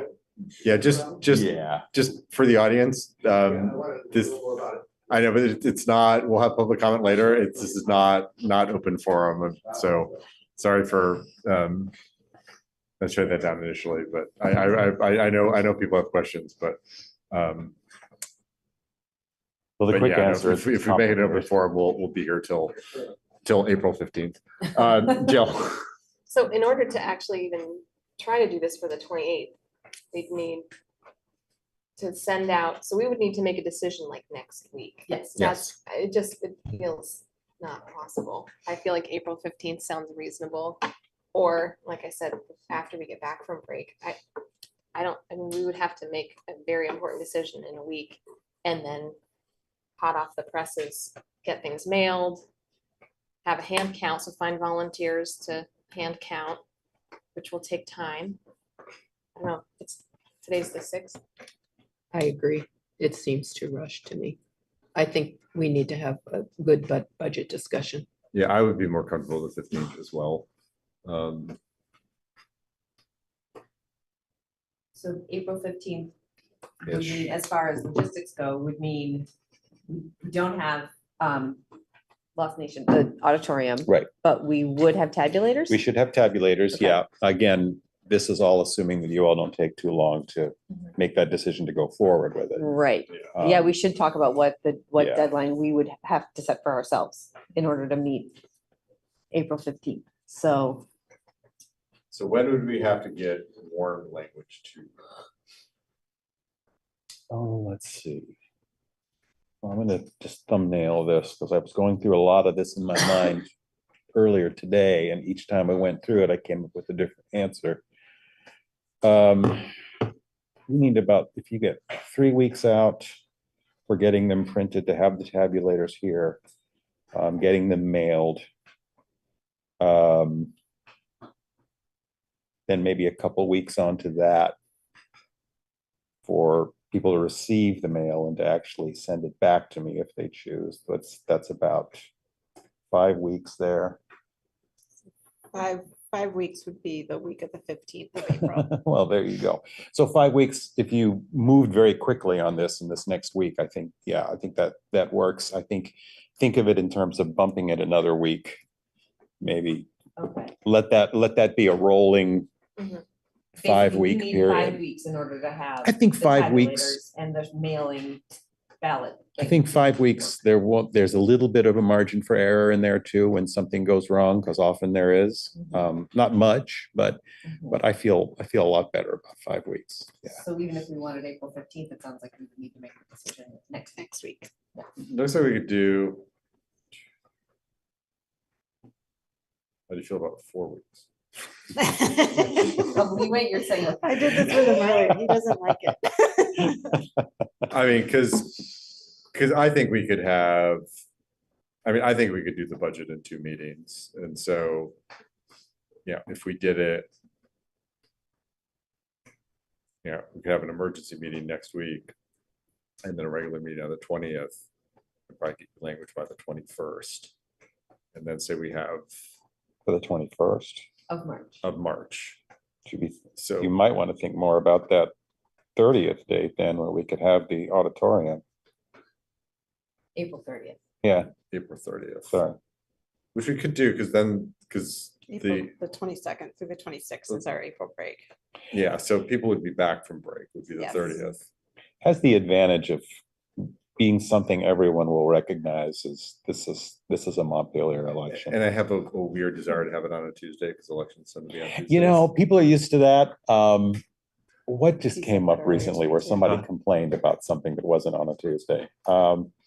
I have heard of complaints on that. I like the idea of having it on the weekend. I was gonna say, could we have it on a weekend too? Is that a possibility? I'd have to check with them. It may have to be that Although Sunday. honestly, If like, it's the end of a vacation. the end of a weekend, I think vacation, that'll that's, work. yeah. So it would have to be the following weekend. What do people feel, just, we don't have to tell, what do people feel about the 30th? I think the 30th makes a lot of sense. Yes. Yeah. Yeah, okay. Let's. Huh? We have What? school if the election is on the weekday. We would. Yeah, Yes. we're not calling school for that. Yeah, we're not, I mean, but if we get, Okay, Yeah. fine. Good try though. yeah, try. Yeah. I was just wondering. Just curious, asking for Yeah. a friend. Yeah. Polls like are gonna open to block off 7, my school ends at calendar. 3. No. She would support it if we were gonna have. Yeah. Well, the first thing I can do tomorrow is lock that in. If that's the date you all want to go, I would need to get final confirmation from Lost Nation. From Lost Nation, but they are communicated with them again today. So, but I still want to lock them in rock solid and let you all know first thing in the morning if Yeah. that's the way you want it to go. I just say that because I believe in jinxes. So. Yep. I think we've got, do we need to take a vote on it? Let's do it the 30th. I'm not trying to tempt fate, but then just to also understand, if there was to be a second vote, we'd be looking at another 5 weeks out from that. Well, 5 weeks out from a budget decision. From a budget So decision. not 5 weeks out from April 30th. So right. it would be. Well, because the vote would happen on April 30th. Right. You'd be Right, pushing so then it, we would it'd be a have- third. Right, budget okay, and then into- we'd have to go back It would be- revise. be Then we'd have to do all this again. Yeah, okay, thank you. And when does So- our And fiscal then we year have the end? head count, June right? 30th. Yeah. So we could probably Mid-June. sneak in that Yeah, okay, second, not tempting fate, just Maybe we could have it on the last day of school. last day for who? For seniors or for others? I know that seniors are leaving the 14th, whether the school's done or not. Yeah, that's horrible. We'll verify that. Okay. But, so, and we've gotten, at least Tammy's backing, like, figure it out for Montpelier and she'll figure it out We for Roxbury. chatted and she said that she could probably do what I needed to do. So, we I'll would just- double check with her too. We would then presume that the vote on the school budget would take place on April 30th as well in Roxbury. Yeah. Okay. And that should be plenty of time for her. Cause I'm the crazy one. She's much more even keel. and we would have to consider, because Roxbury also votes at the school in the gym, fine. so, yep. But I did talk to Tammy today too, and she said that you all have been talking. Yeah. And she's aware and she's got her wheels turning. Yep. She's a good one. She knows what she's doing better than I do, so. Thank you for coming tonight. Yeah, after thanks. election. This is very helpful. Yeah. Very helpful. And I'll give you a call in the morning. I will be in touch. Thanks, John. Thank you, John. All right, so we're gonna ignore the next slide. I guess one other question. Do we know if that contract language existed 10 years ago? I guess I'm just, I have don't know no if way that of we saying- had to knowing that. Yeah. do the same thing. Joe has heard this whole conversation and he and I will chat tomorrow about what we want to do. Okay. Yeah. I don't remember the previous vote the last time being that quick, but I've also, it was a while ago. Yeah. Yep. Okay, Yeah, I don't. so I just want to remind the board that this, these are just possibilities, based on conversations that our administrative team had a long time ago, based on conversations we've had today. There are some things you won't see in here. You won't see many facilities pieces in here. One of the ironies of last night's vote was that the voters did pass the capital plan for the $270,000 addition for the capital plan that was passed. And so there's a question that I'm not positive the answer to is, does the board have to abide by that vote or not? So that previously for my Plan B was part of Plan B. It is not part of. Putting money into the capital plan. Right, for next year. It is now not part of my Plan B because of that vote last night. I don't even know who I asked to get clarity on that, but I'm still thinking about it. So there are things that you won't see in here that you might say, hey, why didn't, or would you consider this? I want to remind the board that the vote happened last night and it's today. So I worked on this today and didn't have a whole lot of time to really think a whole lot of things through. So a lot of, well, why didn't you think of this? Won't be, you're going to get in because it was today. So one possible scenario is that we could cut $700,000 in spending and increase the fund balance contribution by another $575,000. That would make our total fund balance contribution over $1 million for this budget. We would decrease spending by taking $40,000 from school budget lines, which essentially is a level fund from FY24's budget. So it essentially would say to our school principals and central office administrators that you're level funding your budget, however you want to do that. We would eliminate the 3 permanent substitute positions from the Montpelier schools. The permanent substitute position was not filled in Roxbury this year, and that was part of the elimination from the first round. So it would be eliminating all of the permanent substitute positions from Montpelier schools. And I also just want to say that there is no way to not hurt in these scenarios, because our permanent substitutes have brought a whole lot of normalcy for our teaching staff in particular when we have people out. We could do 2.5 FTE from Marissa, which is our instructional assistant unit. We could do 3 FTE from MREA, the faculty. What those positions are, we have a few different ways that the administrative team was thinking about it today, and we were not able to come to consensus around what that is. So we still have some more talking to do around that. Eliminate the Roxbury late bus and eliminate Main Street Middle School Montpelier busing. In addition to the cuts that were already made from the first time around. So in doing all of these pieces right here, the potential tax rate increase, assuming that the dollar yield is at $9,775, is still an 18% increase in Montpelier, and it's a 7.4% increase in Roxbury. I will be completely honest with you, based on the what happened last night, I don't think an 18% increase in Montpelier will pass. That's just my opinion. I could be completely and utterly wrong, but that's a whole lot of cutting to do, and you're not getting a whole lot out of it for a tax increase. A completely different scenario is that we would cut $1.4 million in spending and increase the fund balance contribution by bringing our Roxbury students to Union Elementary School. So that's the breakdown of where that $1.4 million in spending comes from. If we were to do a scenario like this, then the potential tax increase, assuming the dollar yield is at $9,775, the tax increase at Montpelier would be 11.69%, and at Roxbury it would be 1.63%. A different scenario is that we could do both of those things. If we did both of those things, then that's a $2.1 million cut in spending, contribution from the fund balance of $575K.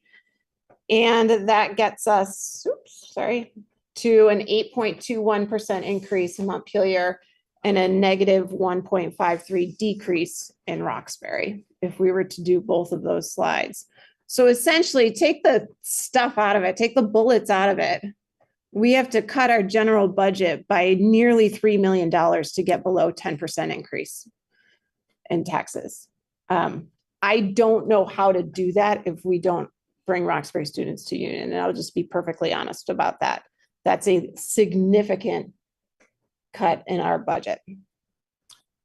From an educational standpoint, in terms of what you feel would be in the best interest of the kids in the classroom, what you feel would have the least impact on your programming and your ability to give kids the education that they want. Which of those three slides do you feel has the less direct impact on kids and the educational services you and your administration want to provide? Could you speak up a little bit? Sure, he asked which has the least impact on the educational services that we can provide. Of the three scenarios. Of the three scenarios. I can say that the first scenario with basically those cuts are essentially, with the exception of the Roxbury Late Bus, all come from Montpelier schools. With the first scenario alone, systematically, that has this tremendous impact on our system because the people who do those jobs already are important to our systems. And one of the major conversations that we had earlier was, how do you break up those, particularly the MREA positions? Because some MREA positions may not influence a significant number of students on a daily basis because their caseloads are very small because of the supports they're giving students. However, there oftentimes are students who need the most support. And so then when you flip it and we said, okay, so which positions may not be working with students with the most needs, then you're going into fine arts and music, essentially, which is not something anybody wants to do either. So there's no good scenario there for programming and what we want to offer for kids.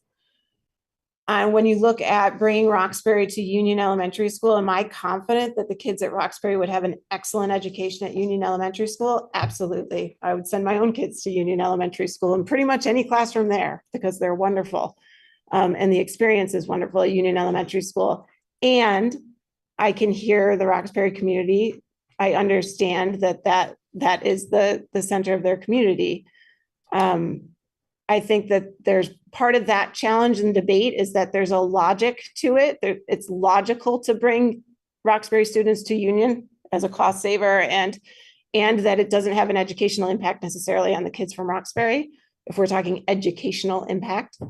And there's an emotional argument that logic loses to emotion pretty much every time. So that's a really tricky scenario.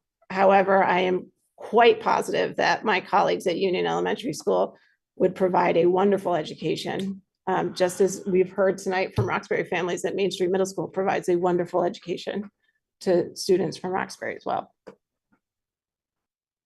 Question. I know Scott has his. Oh, sorry. Oh, he had his hand up. Mine's been an old hand. Old hand? Oh, All right, right mine's a there. new hand. I think it was the summer, maybe before I was on the board, or it might have been the summer before, that there was a staffing issue at Roxbury where there was like a last minute attempt to hire somebody for some grade. Last summer. Actually, it's happened every year, pretty much, but last summer was worse. I feel like, with Roxbury in a tenuous situation, if that would happen again, it might be even harder to fill it. We are predicting that just with this conversation alone, with this whole budget season alone, Roxbury will be in a tenuous situation with staffing again. So that, and in that thing that I'm describing that I wasn't here for, was bringing the Roxbury students to Union considered as a backup if Yes. that position couldn't be filled? Our grades 3, 4, because that was the position that couldn't be filled. That it could be an eventuality anyway, given what's going on. I do want to stress that the way a union contract is, and I know most people know this, but sometimes it's hard when emotions start running high. The way our union contract is run is that there's a seniority list that we have, and there is no Roxbury versus Montpelier on that seniority list. It's an MRPS seniority list. And so what we look at is licensure area and where people were hired within that licensure area. So if the board decided to close Roxbury Village School, it wouldn't be like the Roxbury Village School teachers no longer have a job at MRPS, it's based on seniority. And so most of them would be, most of the classroom teachers would be folded into the openings that are already happening at Union. Oh, so the rifts that would happen would be the newest teachers Yes. by area. And regardless of what school, it's just the youngest, or not necessarily youngest, but the newest teachers. Yes. And because of resignations and other rifts we've already planned, there would be there would be a place for everybody. And those would be lateral moves in Yeah. terms of the position. Yeah, as of right now. Libby, can you really quickly, can you repeat what you just said? Because maybe I misunderstood it. And I think it's an important one. Yeah, so because we're under a union contract, there is no employee here who's a Roxbury Village School employee or a Union Elementary School employee or a Main Street Middle School employee. It's based on their licensure category, and everybody is placed in a licensure category. And then you're basically ordered in terms of your date of hire. And so if there are rifts that with no resignation, so we're not filling, if there's a resignation and a rift, then the person who's rift moves into that position. We just don't hire for that position. They just have rights to it already. I like to think of it as the union owns those positions and licensure areas. So people would just slide over into Union Elementary School if they're a K-6 educator, for instance, openings that are already there. I have two questions. Well, really quickly, I thought I heard you just say that given the current known resignations, that no current teachers would be rift, only positions that won't have a person in them next year. No, no teacher positions, classroom teachers. Because part-time employees are placed on their salaries or on the seniority scale based on their part-time equivalency. And Roxbury has a lot of part-time employees for specials, for instance. And most of those people are on the lower end of the seniority category. Okay, thank you. I Good. remember my two questions. One is, so when RIFs are made, is there any consideration of competence? No. Okay, that's a little scary. And and then go ahead, because I need to remember my second question. Oh, I think Laura had a question. Laura, Confused about slide 6. Are the bullets under like the supply, salary, and benefits, are those cuts related to like, would that like go with busing students to UES or like, yeah, they would? Okay. Yeah, so if you add those numbers up, they come to around $1.4 million. And so those are positions of like employees at RVS. Yeah, okay. Positions, because the supplies would already be in unions, like they'd move into unions, so we wouldn't have those budget lines anymore. So it'd be supplies, salaries, and benefits. That's about what it equals to. To piggyback on that, so are there costs associated with sending RVS students to UES? I see that these are the things like these costs, would no longer be line items, but in terms of transportation or special education, are there any costs that you can name or have explored that are associated with sending students? from No, RVS to because we already UES? send a bus. We already have a middle school and high school bus, so the kids would jump on that bus, and there's plenty of. Adequate capacity on that bus? Those buses hold 75 kids. Okay. Yeah. So they would jump on that bus. And we'd have a full bus now instead of a quarter full bus. So you've had K through 12, one bus. Yeah. Mhm. So we already have the transportation baked in. I would suggest to the board, if the board were to go with a decision like this, that we'd keep the late bus. Except the late bus primary responsibility would be to pick up kids from Part 2 and Union and bring them back to Roxbury. So it'd be like a 6 o'clock. There would be no like 6:30, 7:30 late bus, it would be a 5:30, 6 o'clock to prioritize kids who go to Part 2. And I think currently the East Roxbury, like the first pickup is at 6:30 in the morning. So we would be talking about kindergarten, potentially age students getting on a bus at 6:30 in the morning and traveling for an hour and 10 minutes to get to UES. I don't know how Stacy, who's our bus coordinator, Yeah, would change the routes right. in any way. I mean, there could potentially, I don't know, because I Yeah. don't do this part. This is like the most Yeah. convoluted job in the world. Yeah, But there could be, if people drop kids off at Roxbury Village School so that they could leave later, Mhm. and have one common pickup, Mhm. Or at a safe space. Yeah. For kids, that might be an option they choose, but I don't want anybody Yeah. to quote me on that because it's not my decision to make, Yeah. but Stacy and her team and Yeah. Tatum would be working with that. I think I am also thinking about wellness, readiness to learn, and the prospect of a 5-year-old being on a bus for an hour and 10 minutes feels impossible in terms of that student's ability to come into a classroom. But I know that these are details and but I'm It's a I'm detail, and thinking it's about also that. something that's very common in Vermont. Yeah. An hour and 10 minutes? I think Yes. we heard an average of 45 minutes from Tina last time. This is Tina's sort of, rogue research, and I recall it. Thank you. But That's hour not and- uncommon, uh-huh. I will say. My child is not 5, and I recognize that, Yeah. but to go the 4 miles from his high school to my house is an hour and 45 minutes. I get it, the way that. they Yeah, have to get exactly, it depends where you exactly. are on the route. Yeah. I would be interested in learning about possibilities to minimize bus time, including spending more money on more transportation options. An hour and 10 minutes, even though it may not be unusual for Vermont, I think it's too long for a 5-year-old. So another bus, a van, some logistical changes, even if they do cost money, to minimize that.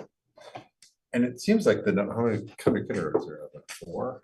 It seems like they can be identified and For next year, we have 3 3. I mean, or 4 lined up Yeah. right now, but it's only.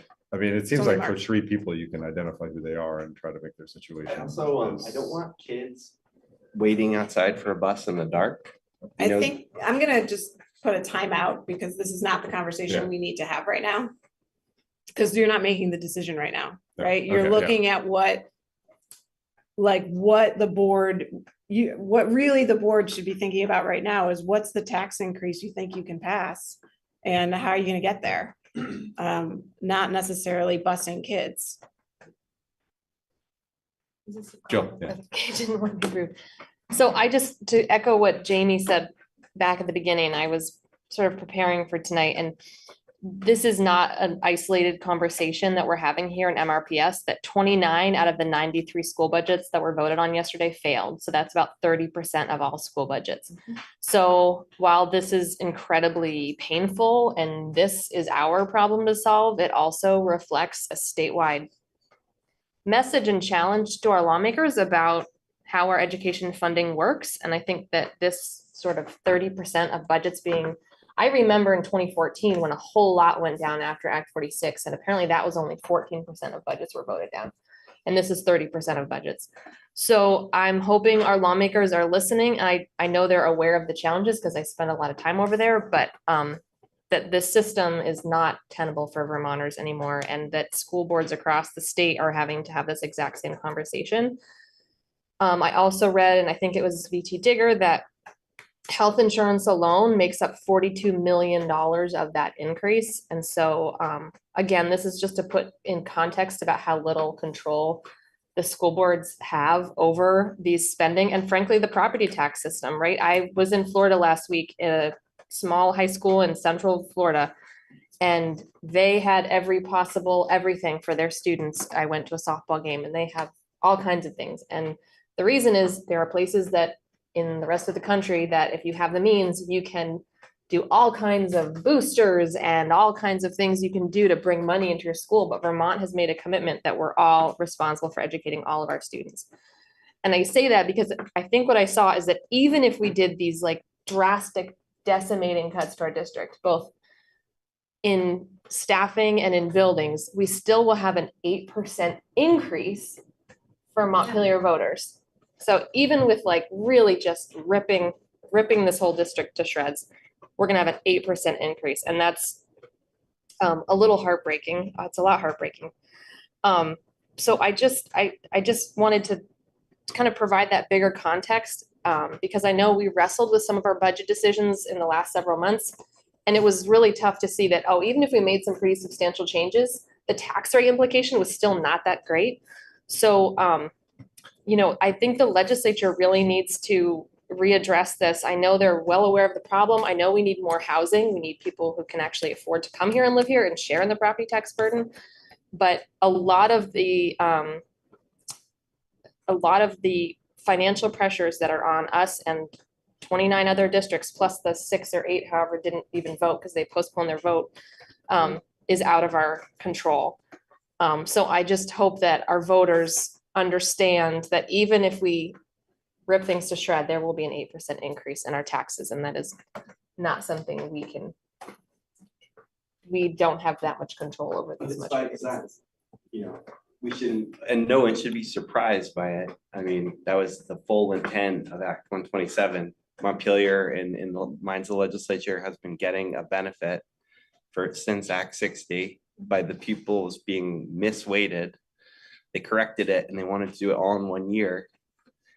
And so I'm frankly shocked that everyone is so surprised by what's going on, because it's all engineered. Yeah. I think one of the challenges, it's off topic too, is that even districts that Act 127 supported because they got more weights benefited, failed yesterday. And so why is that happening? Franklin Northeast failed yesterday. Like, they were one of the biggest beneficiaries of it. So there's questions to be had there that speaks to what's happening, you know? Yeah, and I think all that's really valid and important to keep in mind. I also think that there are things that the board can do. There's a big difference in people's budgets, in people's ability to pay for piano lessons, to buy groceries, to do the things they need to do between a 24% increase and a 12% increase. And there's a very substantial difference between a 24% increase and an 8% increase. And I think we need to deliver. I think we need to keep pushing the legislature really for, I think, some major changes in how we fund education. I think the fact that a lot of these factors are out of our control does not excuse us from making tough decisions of things that are in our control that I think can make a real difference in the cash flow at people's houses. And I think from what I'm hearing, we have some decisions that might be very tough that may help people out and may not have big long-term educational impacts and things that we can work on and work with. Tough as they may be, they're there. I had one more thought. I'm Yeah. sorry, I didn't think this earlier. Is there any way to know what our budget would look like next year? I remember Emma was trying to say this. You're killing me, Jill. Because, you know, if one of the speakers earlier is like, if we just have to keep doing this every year, we have to make some big decisions and try to be as strategic as we can, because I don't think the legislature is going to save the day with the yield.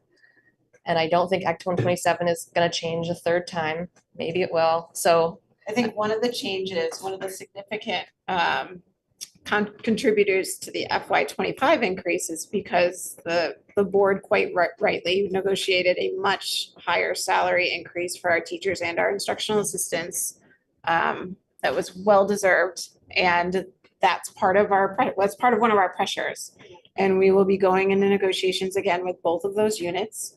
And I think we have to get creative with our partners in those units around how do we create high quality contracts that may not necessarily have the monetary increase that they got in the last contract negotiation. That was a big part of the pressure that we're facing right now.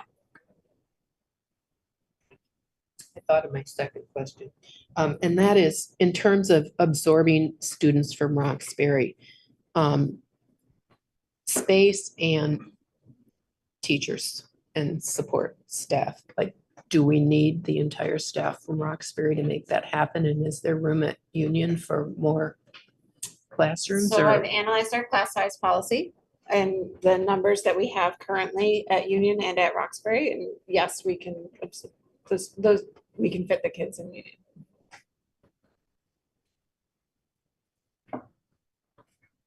And still have a little room. Great. The slide 6, it says, the busing to UES, it says the increase the fund balance contribution by 575,000. That's in addition to what was the original fund balance contribution, 475,000. And we have 1.6 million in the fund balance. After the 475.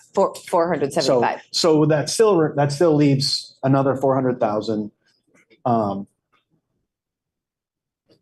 It actually leaves about $1 million. Yeah.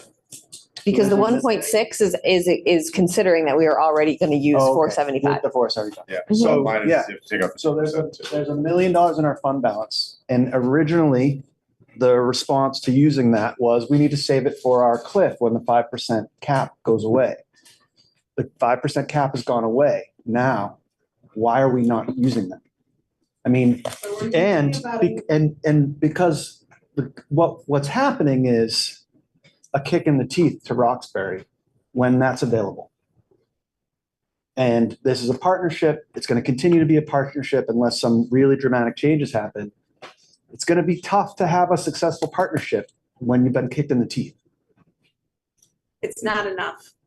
I know, but So we'd have about, I think if I remember correctly, it was like $800,000 because you have a policy that says you have to have a certain amount in there. And so I believe that was about 800,000 left. There is other legislation that's pressuring the schools. So we've put this would put about $1 million in from the fund balance in, which was way more than we expected. And another $800,000 would eliminate any use of that fund balance going forward. It wouldn't decrease the tax rate considerably. It would decrease it, but not considerably if we just use that. Let's just say we just use that. And we also have other legislation around PCBs that has not been paused. This building was built at the time when PCBs were used in the caulking. We are expecting it to have PCBs in it. what is the cost of building a new school in Burlington?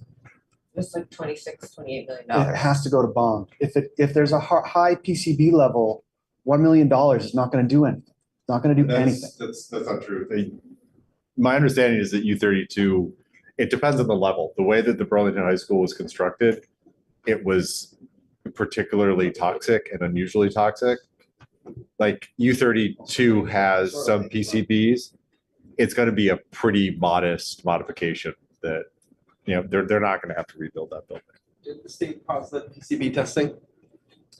They're talking about the House Ed is trying to get it through, but then they've put some money aside. That money's already spent by North Country or will be spent by North Country and the other buildings that found PCBs, and I think Brattleboro and Burlington. Yeah, but I understand, like, PCBs does not mean you have to tear down your building. Burlington was a unique case. You have to do remediation, but most buildings were not built the way the Burlington High School was built. And we will have to pay for it. Yeah, and we'll have to pay for it. Go ahead. And I think it was more like 60 million for Burlington's High School. Yeah. Known by the public? No, like, has the legislature said that this is PCB remediation is a school responsibility? That it's not funding it, or what's the? Yes and no. So they put aside some funds for the for remediation mitigation. That's going to be used up by the people who have already been found over the limits that the legislation set. They have no other fund for that, nor are they thinking of any. So they're trying, as Jake said, the House Ed Committee is trying to put legislation forward to pause the testing indefinitely until there's a funding source for it that can be found. It's my understanding the Senate Education Committee is not interested in taking that up, but I could be proven wrong. And until we do have signed legislation we're gonna have to assume that we can cross our fingers. The day I got the letter from MSMS and UES that we had no PCBs in there, I did a little whoop and holler. And I would do the same thing here. But until we know for sure that they're pausing that legislation, we have to be mindful of it because of when this building was built. And I forgot maybe when, yeah, I know it's like in a year or something. When is our testing coming up? Spring. Okay, this year. I believe. This year. Yeah. Oh, I thought it wasn't until 2025. I thought it was a year later. Andrew too. told me. I remember they said 2025. Yeah, Andrew told me. Maybe it's Roxbury that's in the spring, but we're not concerned about Roxbury because of when it was built. So then if it's 2025, that'd be what fiscal year will we expect the cost of remediation? 26. But largely it's gonna need, we'll have to, it probably wouldn't be something, certainly correct me if I'm wrong, Libby, that we would include in a budget in the way that it's like a budget line item. It's more like we should make sure to have our savings account pretty full in order to use that kind of money and or capital plan money. I guess it just depends on how much it would cost. Yeah, we have to have money accessible. Yeah. And that's not to say or scare anybody. And the board could say, don't worry, we'll worry about that bridge when we cross it. Sure. That's your prerogative to do. But it's a reality that we have on our plates that my colleagues who are going through it right now can tell you it's not fun and it's not inexpensive. Yeah. Yeah. I'll just say my own opinion is it doesn't make sense to me to just go ahead and use all of our savings this year to drive down tax increases without reopening our budget and actually looking at what could we continue to take out of it that we didn't originally consider. And I know we're not making that decision tonight, and we've given ourselves a couple more weeks to make that decision. So I fully understand, Libby, why things like, facilities or other like transportation stuff isn't in the presentation you have for us tonight. And I guess what I'm requesting is if there are other options that you could continue to consider that would be included on what you have for slide 5. Things like, I'm looking at the presentation you gave to us on November 29th, where you had those 3 pie charts, and transportation was a very significant amount of idea number 3, for example, and facilities was a fairly significant amount. I can't remember if that slice of the pie included not contributing to the capital plan or if it was actually from the facilities line item, but my recollection is after that meeting, when we had new information from the state, we reduced the amount that we were going to cut from facilities. So I would appreciate seeing a few other options the next time we meet. So there is no more transportation there. We learned when Roxbury's afternoon bus couldn't run, or morning bus couldn't run, rather, the amount of people who rely on that because they don't have automobiles. That's off the table. Okay. Union Elementary School busing has been around forever. The board wants me to find out how much that is. I can. I would recommend against it. Yeah. So that is the transportation that's available to the board, I think, in my opinion. You can tell me to do something else. The capital fund was a major, if you saw a major number in facilities, that would be the capital fund. Okay. That was like 4,000 years ago in my brain, so I'm not remembering exactly. And it's not a dollar amount here on this slide. Yeah, if it was a big piece of a pie chart, then that included the capital plan. We can certainly look at deferring maintenance. We absolutely could do that. I would recommend thinking hard and long about that, but I did not have a chance to go into Andrew's budget today or have a conversation with Andrew today around his facilities piece. I don't think we'll put it this way. The amount of money we're looking at in order to get a lower tax increase is pretty significant. And yeah, I could probably get Andrew to find, maybe up to $100,000 or something, but it's not going to replace full bullets, right? Yeah.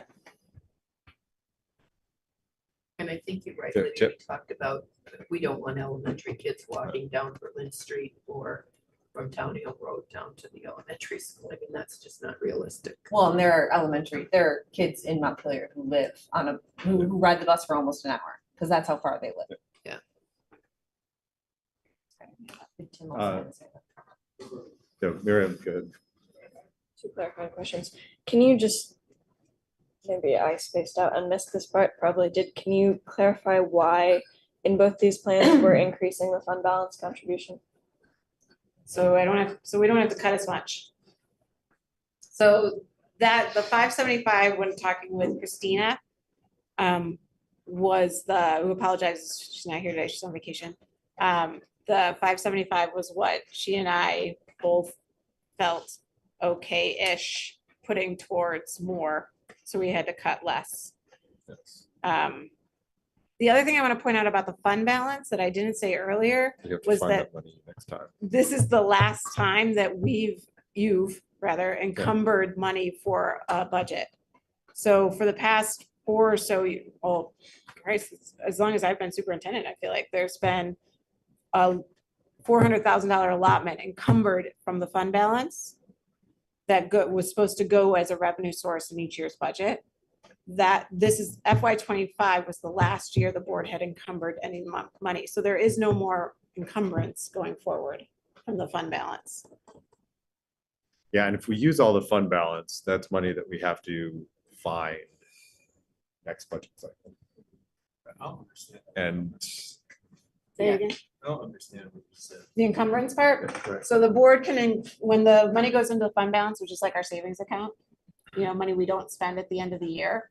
And it grew significantly through COVID, quite honestly. We got a lot of federal support and we didn't use as much, we didn't have a substitute teacher for a year and a half, for instance. So the fund balance grew considerably. And the board can what's called encumber that money for a reason. And when the board votes to encumber it, that means that money is essentially taken out of that savings account and put as a hold until you spend it for that reason. Like escrow, right? Yeah. Escrow? Yeah, yeah, A little, yeah. kind of, sure. So for the past several years, I've been this is my 6th year as superintendent, my 6th budget season. We have had a planned encumbrance of $400,000 in our fund balance each year. So the board has said, we're going to put $400,000 towards our next year's budget as a revenue source to bring down the education spending. Sometimes the board has used the 400,000 and sometimes you haven't had to because in that year we didn't spend all the money, that we planned on spending. So sometimes we continue to put money back into the fund balance because we didn't use that money, whether it was we didn't fill a position or whatever. Does that make more sense? So what's changing now? You said this So is the board last- had planned that, they planned it ahead of time, right? So they had it planned through FY25, the budget year FY25, which is what we're trying to revote on now, for $400,000. There is no more encumbered money. So for the budget revenue source. So moving forward, you'd have to encumber it again. With this kind of contribution, which is about $1 million, you'd have probably about $800,000 left. Don't quote me on that exact amount, but I believe it's about $800,000 left. So if you encumbered another $400,000 for FY26, then you're cutting that in half of usable money. So I'm not sure if I'm putting words in Rhett's mouth or if I actually heard Rhett allude to this. But is it not true that over the last 5 or 6 budget periods, our district benefited from Roxbury being a part of it and thus contributed to the increase in fund balance accumulated over the last 5 or 6 years? I can't answer that, Scott, because the fund balance isn't like how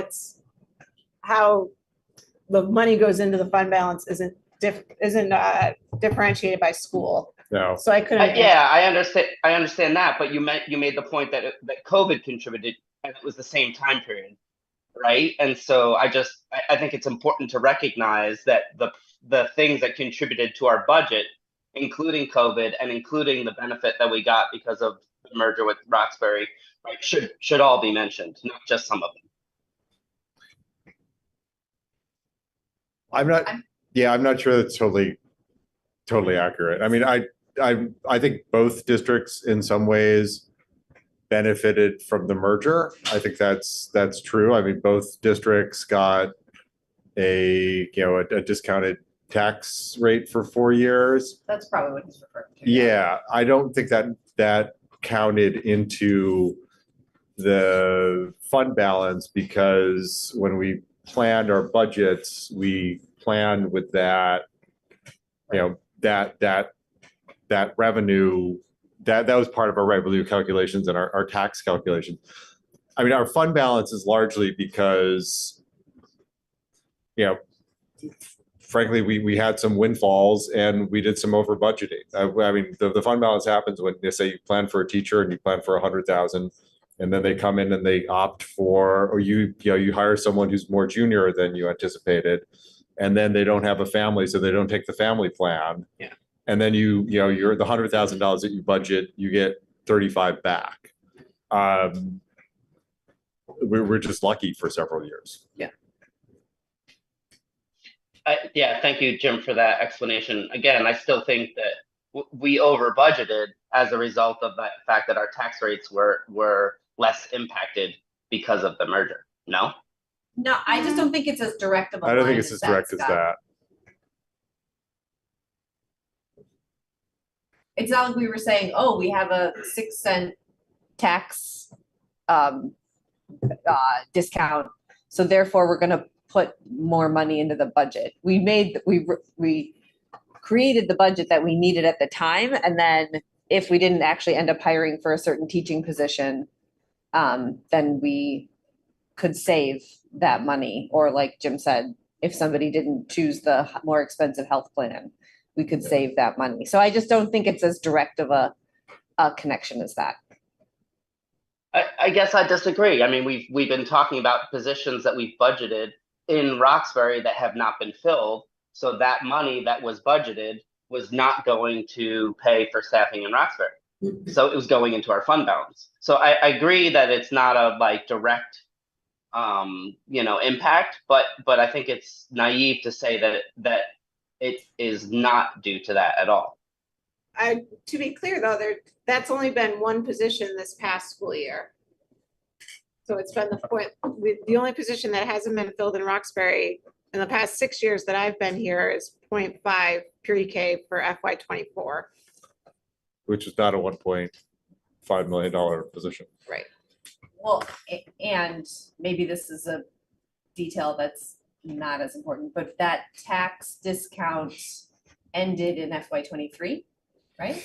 Yeah. It was, I think it was FY23. And by FY23 was small. I mean, it was started 2 cents. large and by. It was gradually decreasing. Anyway, It's over. It's over. it has ended. It has ended. It's been for a couple of years, and it hasn't been significant since 2020. And I do want to give a little bit of the history because I was on the committee. I mean, all we agreed to was to keep the school open for 4 years. And if you look at the agreement, there was a very distinct reason that the board can close it. Because if you look at other merger agreements, like for instance, Wash Central, the towns have approval. And I think it was very much contemplated at the time that it was a small school with a difficult to sustain model. I think there was hope that it would continue. I think there was a nod of knowledge that it was a difficult school to sustain. And the reason that the power was vested with the board and not the towns is because we knew it would be a difficult thing for Roxbury to close, honestly. And that was pretty evident at the time. And that's why the agreement was structured the way that it was structured. And I know that's a tough thing to say, and I'm seeing nods from Nancy and Tina, who are also in the room. That is why we structured it that way. Right. I guess. And both towns agreed to that. Yeah, no, I mean, it's an out of the box Yeah. decision. And, you know, I think from what I'm told and based on the experience of families that are in all three schools, including RVS, not UES, yet, is that they're having really good experiences. And when compared to surrounding districts, they're happy with the experiences that they're having. A rushed process is certainly not anyone's desire. No, it's not. It's not. And we added a lot of positions with ESSER funds that we folded into our budget. And those are what replaces the RVS line item. Not necessarily, because we had budget cuts to go with those positions. As we moved people from our ESSER into local budget, we had decreases to match it for almost every position except for one, maybe two.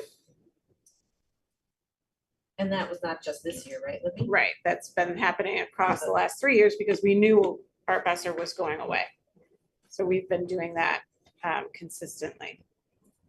And those positions add to this experience that people are happy to be having, that, and probably that surrounding districts don't have.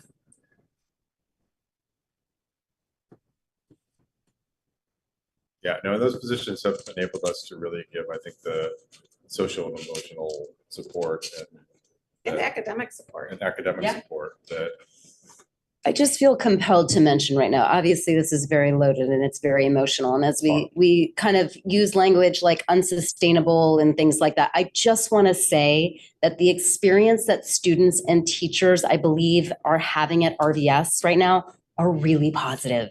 And there's a lot of really wonderful things happening there right now and a lot of community building and a lot of connecting.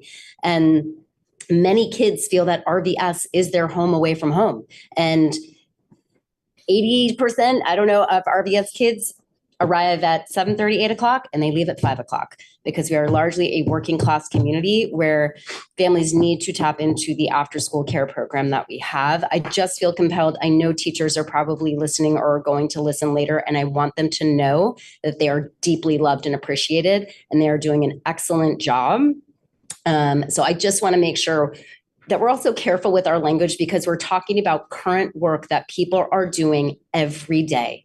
And we are dropping our kids off to people who love them, care for them, root for them every single day. And it is so meaningful to us.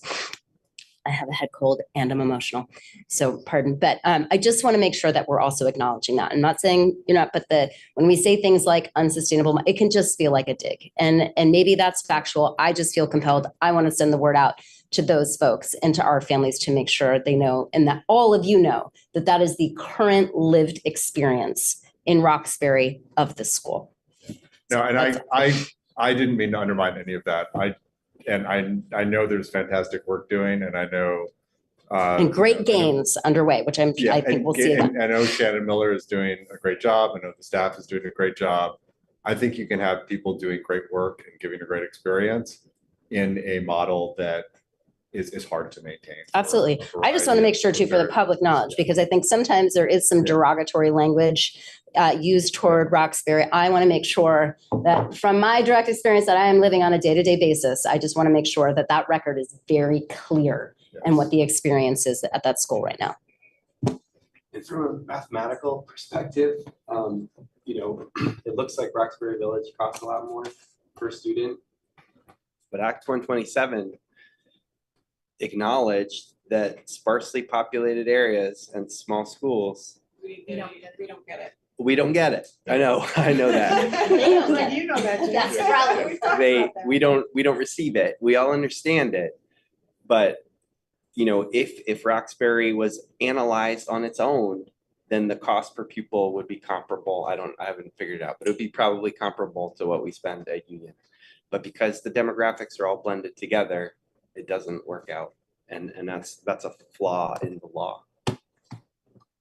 It is, and that doesn't go unrecognized in Roxbury. It's a really tough one to swallow. Mhm. That we are bringing a particular demographic, particular statistics that we maybe RVS doesn't directly reap the benefits for. It's not to say that those benefits couldn't be folded in and they couldn't be realized, in a UES setting. However, that is and I think it's a really unique fallout of 127, because I don't think we saw a lot of mergers with like such tale of two city demographics that came together. I think that's out there, but this is really unique in that we were only two communities.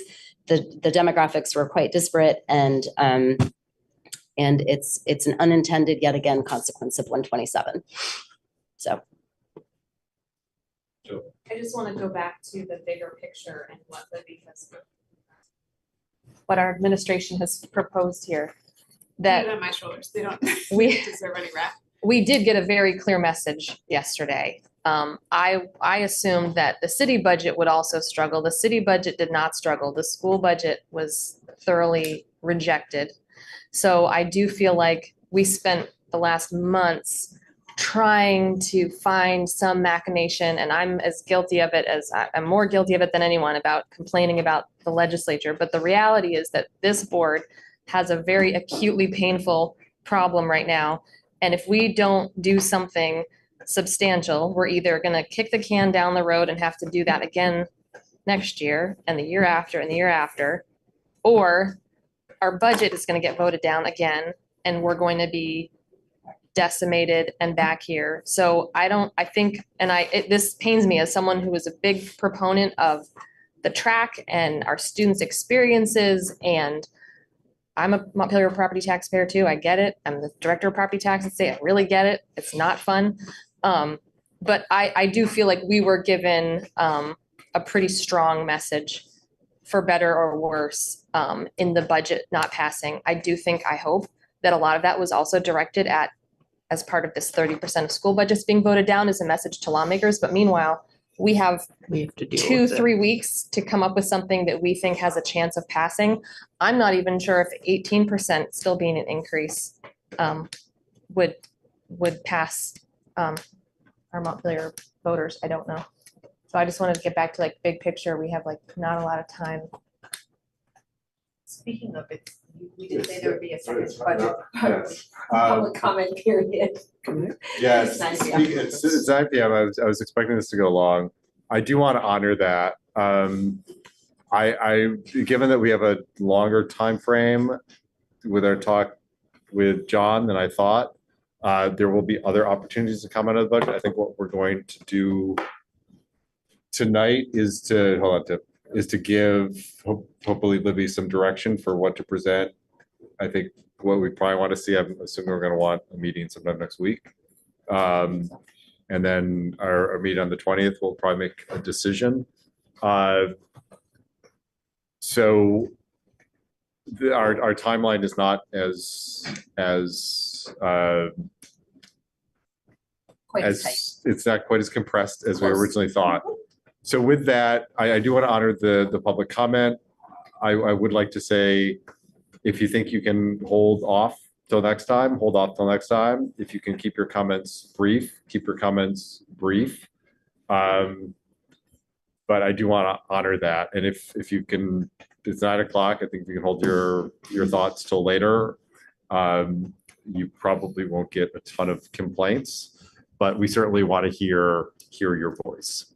But we have more time to hear your voice than we thought we did. So with that, Tim, and then.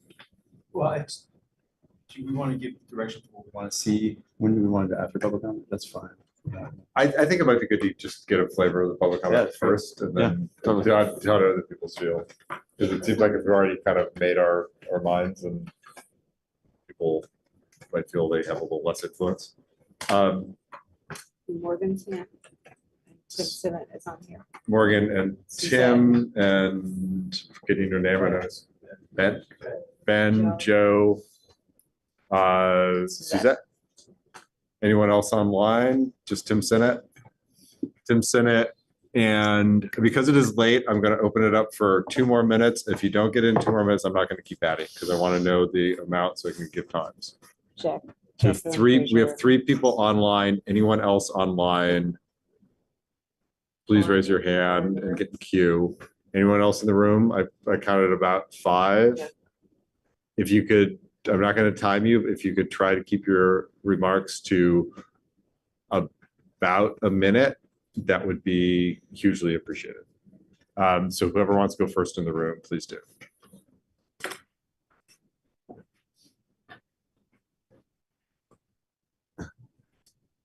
So I'm Suzette Ballard, and I'm a Montpelier resident and have some experience in education. Sorry, I looked through you the last time I was here. I just wanted to suggest to you that as you face all of these decisions and how complicated it is, and I really do understand how complicated it is, that your communication, you started to talk about a communication piece being in one of your committees, that be right next to every single decision that you make. How are you going to communicate that to the public?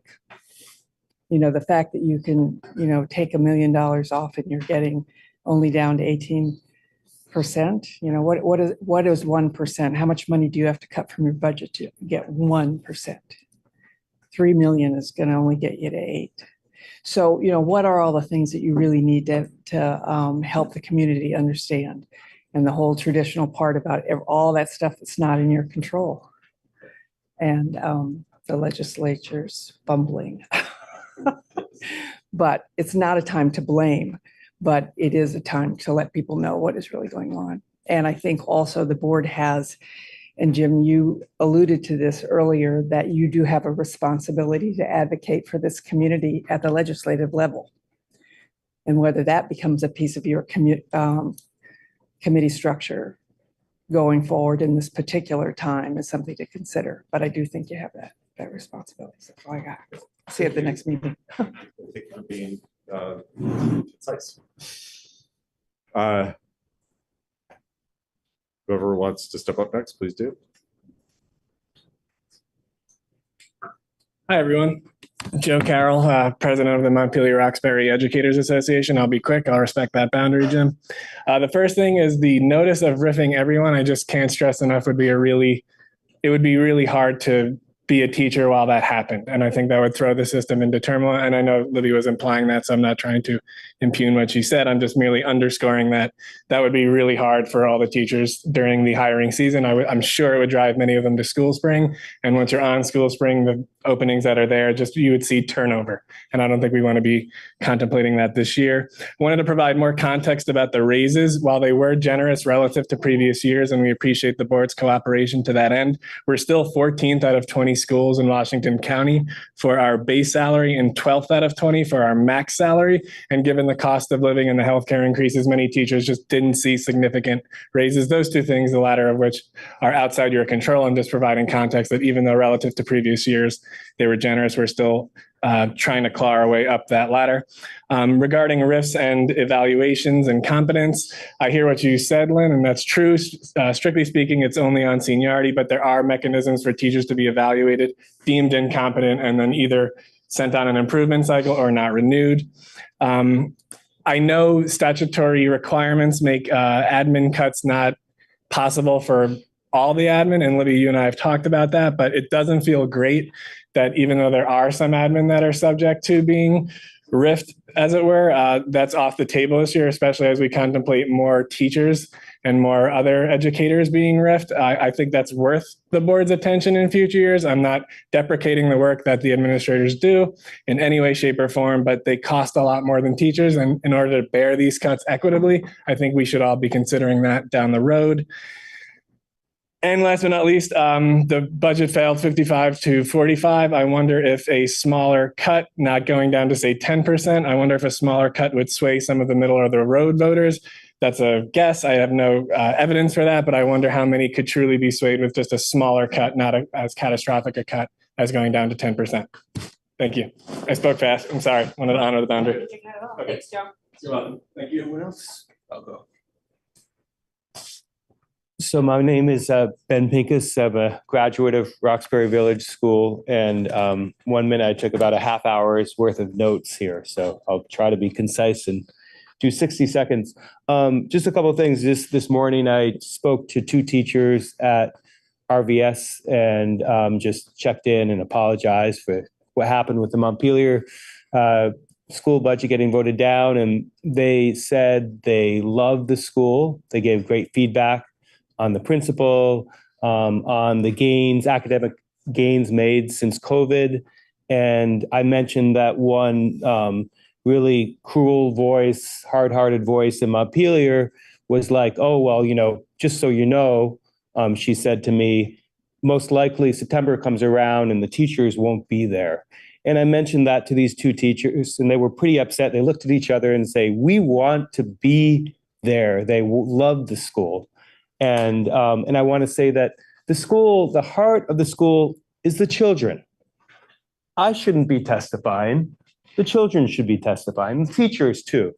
And talking about what it means to go to our Roxbury Village School. I went to Roxbury Village School when it was a 2-room schoolhouse. And I think I mentioned this before, but it's worth mentioning that the small rural school is something, something about the small rural school. It's the heart of an American tradition that's dying.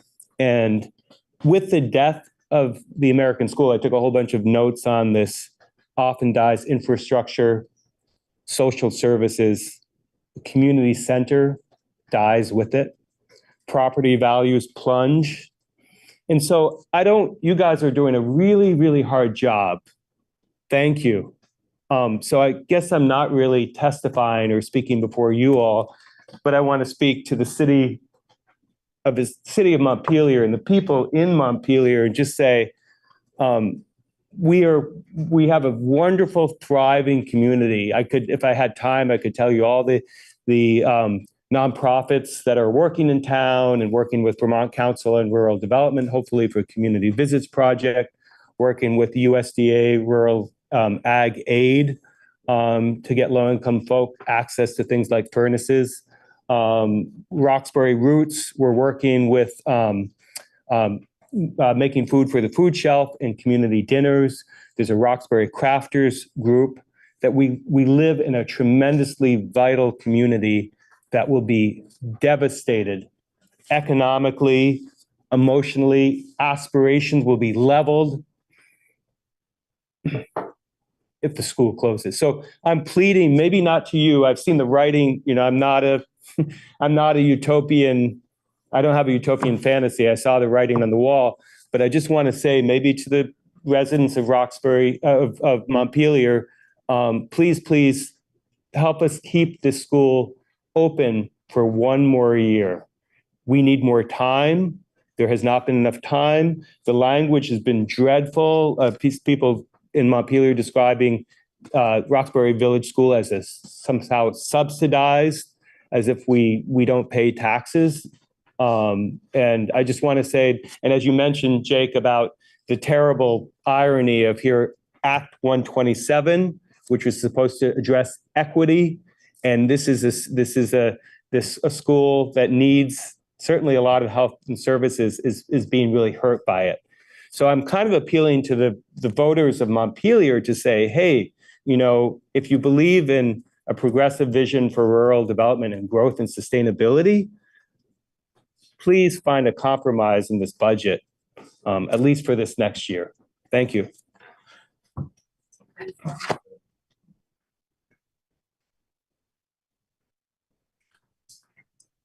Hi, everyone. Morgan Lloyd, UES teacher, parent, and taxpayer in Montpelier. Am I right that the Roxbury community voted to pass the budget? That's correct. I just want to start by thanking the voters in Roxbury for supporting their schools and their school budget. Sorry. I really just want to urge, we've talked about it here in the message to the voters of so many school budgets being voted down. I really want to urge everyone here to take action. All of the thoughts that we have about the problem lying with the legislature and with the funding at the state level are very supported here in this room. But unless we take action to make our voices heard and contact our legislators and contact the governor, who won't be listening anyway, but I really just want to urge everyone listening online and everyone in the room to take some action today to urge our legislators to fix funding for school education or for schooling in Vermont. I also want to urge the board not to make a decision to close Roxbury Village on short notice. The last time that you met, you made a decision to form a committee to investigate. I really believe that this irreversible decision deserves a process and a timeline that's respectful of the students in that school and of the staff and the community who has supported that school and now ours as well. I share Joe's concern about RIFs, and I think that's unavoidable at this point, but I believe that uncertainty will not only make showing up for work difficult, but I really believe that we will lose high quality staff, because when everyone gets a RIF notice, you start to feel like your position is not so certain. There's probably some good communication for our administrators to do around that to try to reduce the impact of this budget situation. Finally, I just want to end by asking, in that slides that Libby shared, there's so many things. I don't know what the dollar amount is that we could save, but there's so many creative ways to save money that I'm not seeing in these slides. And so I want the board to ask questions about things like increasing class size at the elementary level. That's what I know best. Multi-age classrooms. When I started in the Montpelier-Roxbury schools, Montpelier Public Schools, UES was a K-5 school with declining enrollment. Do we have space to make UES K-5 again and hold 6 through 12 at Montpelier High School? Could we look at closing the middle school as opposed to Roxbury Village School? Do we have the capacity to house our students in another way? What opportunities does our district have to generate income, whether that's through tuition students or international students, renting spaces? These are questions that I would like the board to ask before we look at cutting positions, closing schools, and reducing services for kids in our community. Thank you.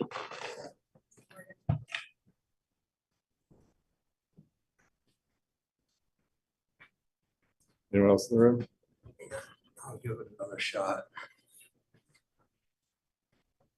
I'd like to thank you, by the way, for your comments, because I think there are a lot of things that could be explored before you take the drastic action to close a school.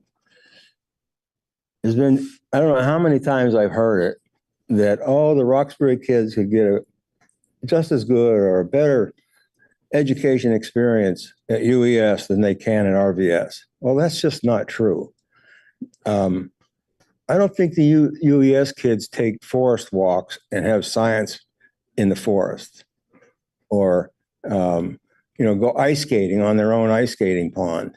I don't think they do those things. But Roxbury kids do. We have a new park right across the street from the school where they'll be able to have classes in the gazebo or doing things that, that you don't have access to here. So we have an excellent program in Roxbury, and you're not going to save. I've said this 100 times. You're not going to save the money you think you're going to save, because at least $500,000 of what you attribute to Roxbury is not going to go away. That money is going to just be reabsorbed, and you're still going to pay it. It's Libby's salary. It's her staff's salary. Her salary for Roxbury, not her salary, but her staff is what is it? $445,000 for the little 3-room school of Roxbury. $445,000 for your office. In addition to that, there's operation and maintenance services. That's for mowing the lawn, I guess, and cleaning the building. $77,000. You're going to get rid of those guys? No, they're going to come back and go to work here. The guy that mows the lawn comes out from Montpelier, mows the lawn, comes back. He's not going to go away. Those costs are going to be ongoing. You're not going to save $1.5 million like people in Montpelier want to throw around. It just isn't going to happen. In addition to that, if you close UES, nobody would even know it. It's on a back street. Nobody even looks at it, unless you live next door. It could fall down. You wouldn't even, nobody in Montpelier would care really. Certainly I wouldn't. If I was driving through town, you would never see it. But in Roxbury, what are we going to do with that building? It was built as a school building. It was paid for. When we joined with you guys, we took on a portion of your debt, and we've been paying a portion of that debt for the last 5, 8 years, however it's been. Are we going to get any money back? Are you gonna buy us out of this contract? Or are you just gonna, oh, well, we'll give you the building back for $1? You know, it's just not gonna work. You need to give us time to work out what we can do and how we can maintain that building, because the cost of educating a kid in Roxbury, according to Libby's slide 20, which Jim says is meaningless. You did say that the other night, Monday. You said these numbers are meaningless. It says, but this number for Roxbury is $5,000 more per kid than UES. Now that's probably just busing. You know, what's $5,000 per kid? And you know, and our numbers are going up. Your numbers are going down. You know, so you need to think long and hard about what you're actually saying, and people in Montpelier need to think long and hard about what they say and how derogatory they are towards the town of Roxbury. You know, we got forced into this merger.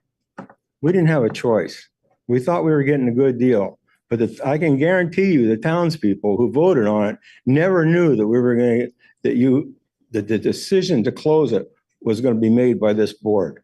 Nobody in town knew that, except for those people who were negotiating. It was not widely known. Thank you.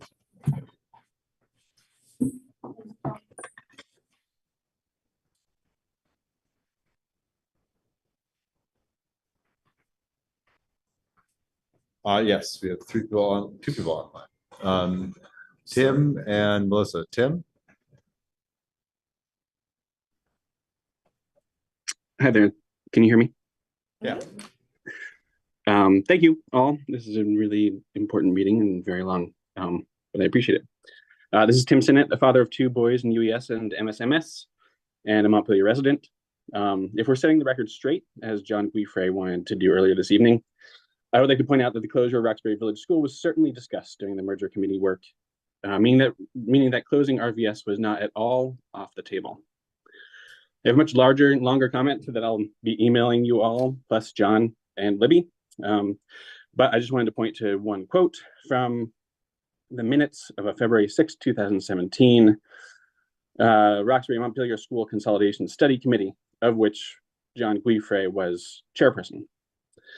In those minutes, it says, Chairperson Guifrey said that he is not interested in seeing RVS closed, and that the distance from Montpelier would help keep the building open because no one wants to bus young children large distances. Whereas if Roxbury merged with Northfield, it might be considered acceptable to bus young children to Northfield.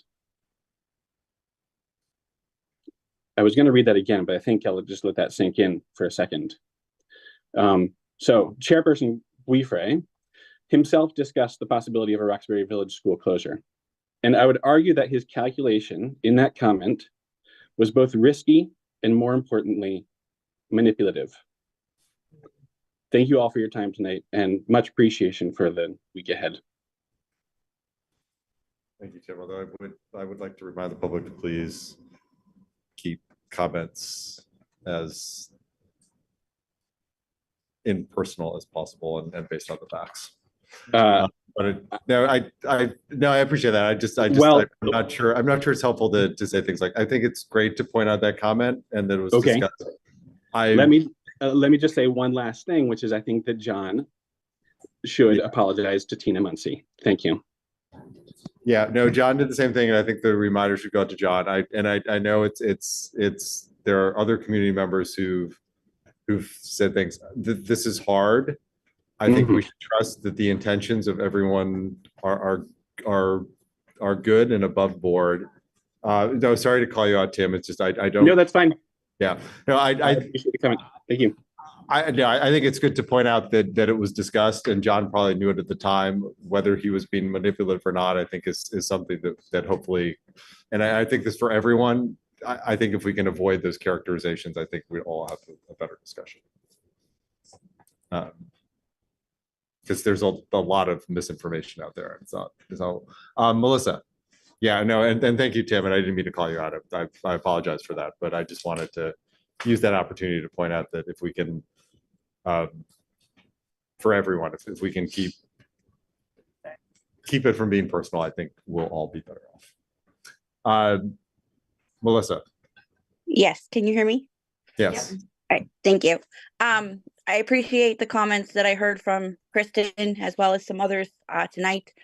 I think the busing situation, as it was somewhat brushed off of the logistics and put onto the bus company, I think needs to be at the forefront. I do not agree with kids, kindergartners getting on the bus at 6:30 in the morning.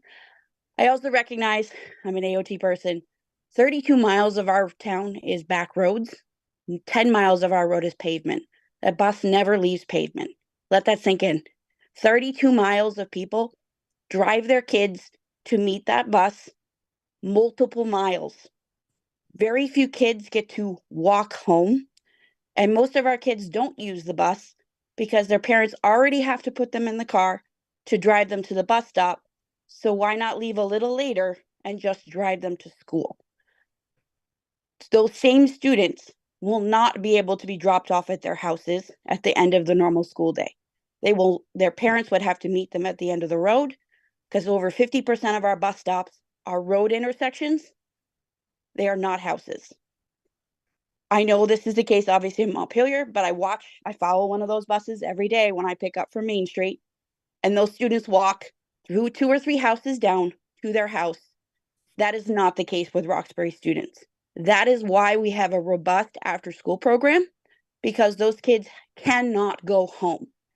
And given the competitive nature of Part 2 and other options in Montpelier for after-school care, it is my opinion you cannot absorb those kids into those programs with the timeline we are giving.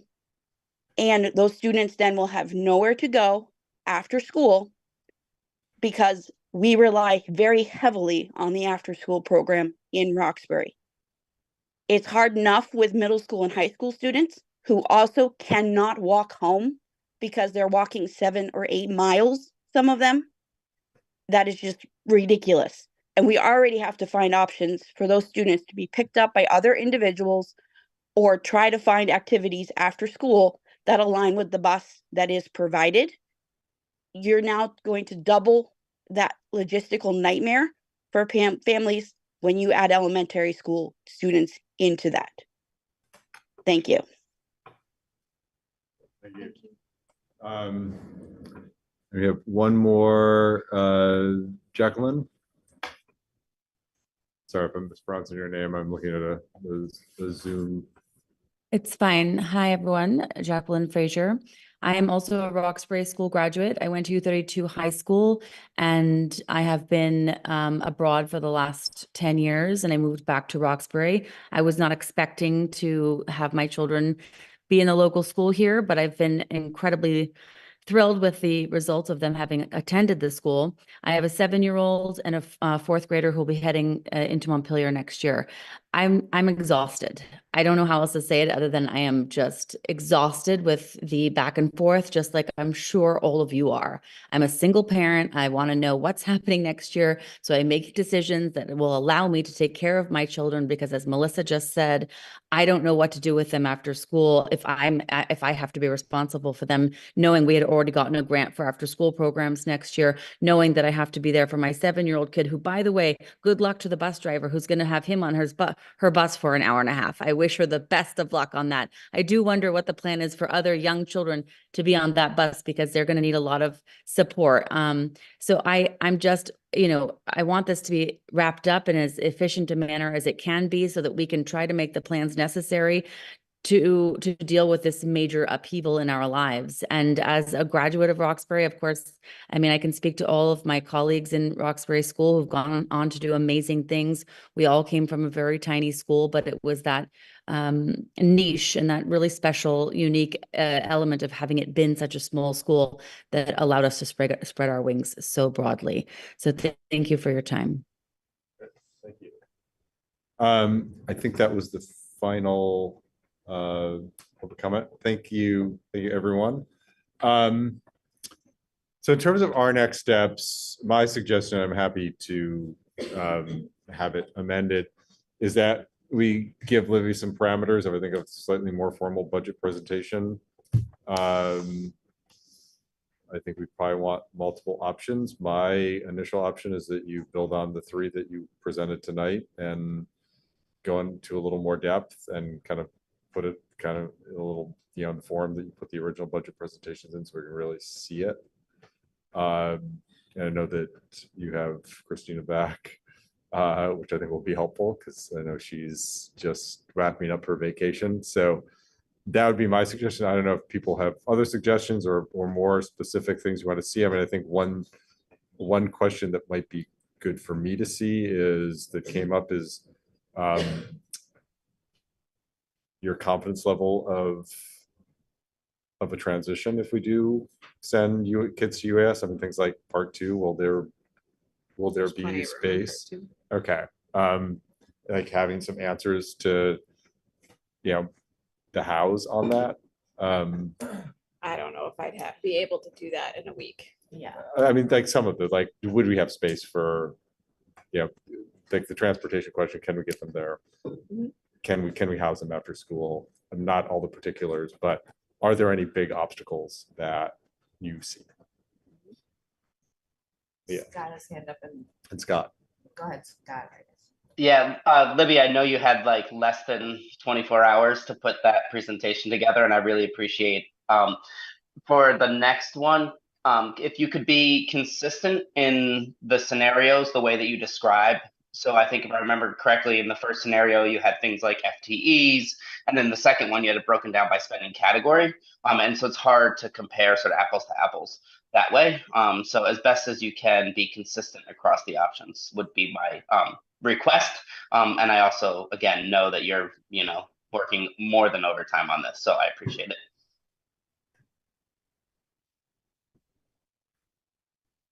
Yeah. I was just saying and thinking as you were asking for those other details, that to me feels like the work we would be asking the committee to do, to look into transportation, after school options. So I'm not sure we'd want to include those in the budget conversation. I think, I mean, the reason I have it is because if we do opt to send UAS students starting in fall, I think Libby knows enough to know that, like, hey, there's no way we can get there. Or like, yeah, we, you know, as you know, it's kind of the answer to Kristen's earlier question. Yes, we have an existing bus. We have room on a bus. I mean, like the part 2 question, like if there's going to be an after school care problem, do we know that immediately? I mean, I think the committee knows that. I'm not sure we can get the committee to answer those questions if we have to pass a budget in 3 weeks. I mean, and if there's a major hurdle.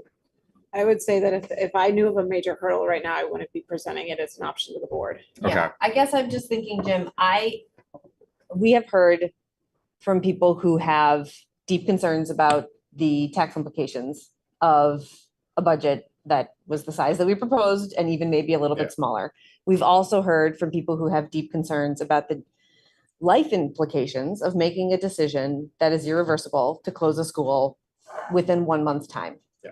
And I think that one of the things that has gotten challenging about these conversations is that we start to go down different tangents, like, should we put kindergartners on a bus, when what we're really trying to do is figure out what the budget looks like. And I understand that those are interrelated, but we have also heard from members of both communities telling us, take your time on a big decision like that. And so I think it's more valuable for us as a board to look at the budget scenarios regarding the numbers that they represent and not the details of, like, what would it take to make it work if we were to close Roxbury Village School. So I would rather that we. But I think it's important that we have some knowledge about what those numbers mean, and I mean, we can't make them in a vacuum. We can't, I mean, we could just say, Libby, find 1.5 million that you want and we'll pass it. Except that Libby just told us if she saw a major hurdle to it, she Yes. wouldn't have put it forward. Yes, which And is good information to have. Yeah, absolutely. And so I think it's more our role to look at the numbers in the big picture. And as Libby said at the beginning of the budget conversation, decide as a board what we think a renewed budget going back to our voters and another effort could pass. And maybe there are board members who think a budget that looks more like $700,000 cuts really would pass. Maybe there are board members who say, no way, I think we got to go to 1.5 million. Maybe there are board members here, we haven't discussed it, and we're not going to tonight, who say, actually, it should probably be 2.2 million. That third scenario is looking pretty good to me because I'm really concerned about tax increases. And I don't think it's worth us to get into the details of how would it work. I think that is putting the cart before the horse. And I'm not sorry. finished. And I think that it's just my 2 cents as far as whether or not it makes sense to have that big decision happen within a month is that it would be really valuable to go through a full process, which we have already begun, and have and ask the committee to dive into those questions and not do it at the board level, because this is what we have established. And when we look back on big decisions that we have had to make as a board, I've only been here 3.5 years, but we've had some pretty big ones. The times that we have taken our time, like with school safety, and really run a process, we have been able to do the due diligence that it takes to make the best decision for our community. And when we haven't run a real process, we find ourselves with the decisions not fully embraced by the community. And this is a decision that has way higher stakes than any of the other ones that we have considered before, and it feels valuable for both of our communities to do that due diligence. And I don't think having the conversation about whether or not we can put kindergartners on a bus next week is the right time to have that conversation. So I think we just need to be looking at budget scenarios. But how can we look at budget scenarios without knowing the implications of those budget scenarios? Because all of the things she put have different implications. They're all these decisions are going to be rushed. You know, the slide 5 that wasn't closing Roxbury, that's going to have implications. And it's going to have a different set of implications. And those implications, we're going to have to live with them. Closing Roxbury is going to have implications. It's going to have a different set of implications in slide 5. And we're going to have to live with them. We have to make a rushed decision either way. And we have to have some education on what the implications of those various decisions are. It's not just about a number. There are impacts behind those numbers, and how we cut and where we cut and the choices we make are going to have lasting. All of these decisions are potentially irreversible. So I think we have to have some awareness of where the potholes are with all of these. And that's why I do want to point out that the thing you were asking about as far as awareness goes only pertained to closing Roxbury Village School. Just now, when you were saying, can you give us some scenarios of what it would look like to transition? That's what I mean by putting the cart before the horse. Yes, but we got some questions about that, and some legitimate questions. Like, like after school care is a big deal. I would love to hear more about the implications of getting rid of the MSMS bus as well. We've got Scott and Tim with their hands up. So, time it's late. And I know we talked about circling back to the committee, and then Mia, you just brought it up, and Morgan brought it up before. I think we need to make some decisions about the committee and let the committee do its work. I know our time is short. I don't know if it's possible. I heard Joe's comment, and just the idea of RIF notices going out to all of the teachers is just destroys me to my core. Can we not perhaps work with the union to reopen that clause of the contract such that we can not send RIF notices until maybe the end of April? Or we're talking about trying to be flexible and the importance of the process, and yet I think it's a little disingenuous to be entering into the conversation about closing the Roxbury Village School after we just developed a process through which we all agreed we would go through before making a decision.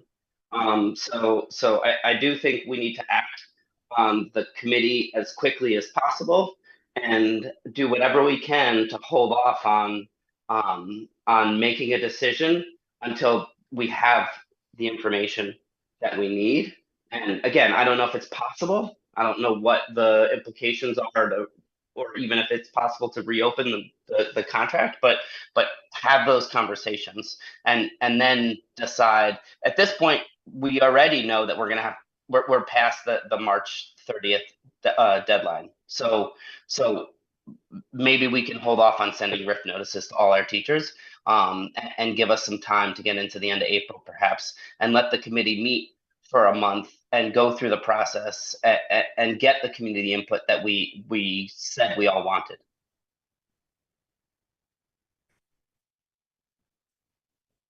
Yep.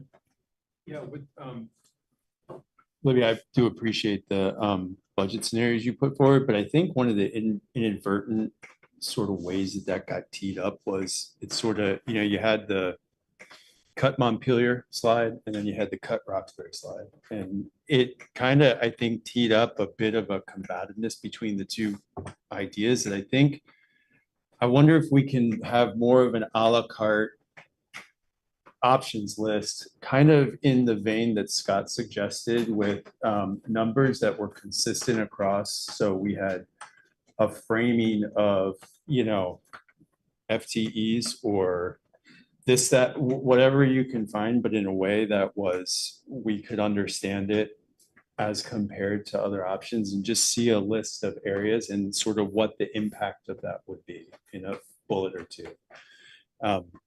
Right now, seeing it as a package, sort of package one versus package two doesn't quite feel right to me. And I think while I understand that to realize the savings for, if you're trying to grab $1.5 million at once, there's a scenario where a lot of these have to come together. I get that. I think I'd rather look at a list that was that we could understand, and maybe have the discussion amongst the board to say, okay, well, we think that this might be an area, this might be an area. We might end up in the place where it's, there is will to grab the $1.5 million chunk. But I really don't feel like, and I recognize, Mia's been here for 3.5 years. I've been here about 3.5 hours. So I don't have a lot of the background to understand, and it may be obvious to everyone here, but I can't, based on what I've seen tonight, make reasonable decisions. And so I wonder if a more a la carte presentation would be helpful. And if you have a timeline where we have specific questions, what would that be, so that we can kind of feel ready for the next conversation? I can't do that. The challenge is that to get to numbers that I believe we need to get to pass a budget, you're talking about a significant number of FTE. So what you would see is 15 FTE from MREA. I can't do that from. Well, you did that at 3 in your slide 1. Yeah, so it would be a bigger number, right? So then where would the next logical question that I know these school board members will ask me is where do they come from? Right, What position are you referring to? I guess I would ask that sort of we have the chance to do the math on that and say, if we can just figure out, well, what is your sort of, FTE cost, and then what's, how many do you think, like, I'm not advocating that this is sort of an FTE based approach in any way, shape, or form. I just want to see a list, because right now I just see a couple of sort of all or nothing scenarios that I'm not sure. I guess I want to think a bit more whether there's different options in between those. The Roxbury decision, it doesn't feel like it can be broken down into a la carte pieces. It feels like a single Absolutely. concept, right? Slide 3 seems a little like Roxbury plus some variation. Again, because it could be like slide 2 could be Roxbury. Roxbury's a chunk. Yeah, no, I get that. I totally get that certain decisions might have to be carry and if we feel associated consequences. But right now, for example, presumably there might be something small at Roxbury that can be cut, in the same way that there are some at Montpelier that can be cut. I just want to see that out, because right now, unless what the message is that we really only have choice A or choice B, and we can't consider putting a package together. I just have two quick things. I think it's really important for us all to remember in this conversation that there are Roxbury students at MSMS and MHS as well, and they would also be negatively impacted by any cuts to staff.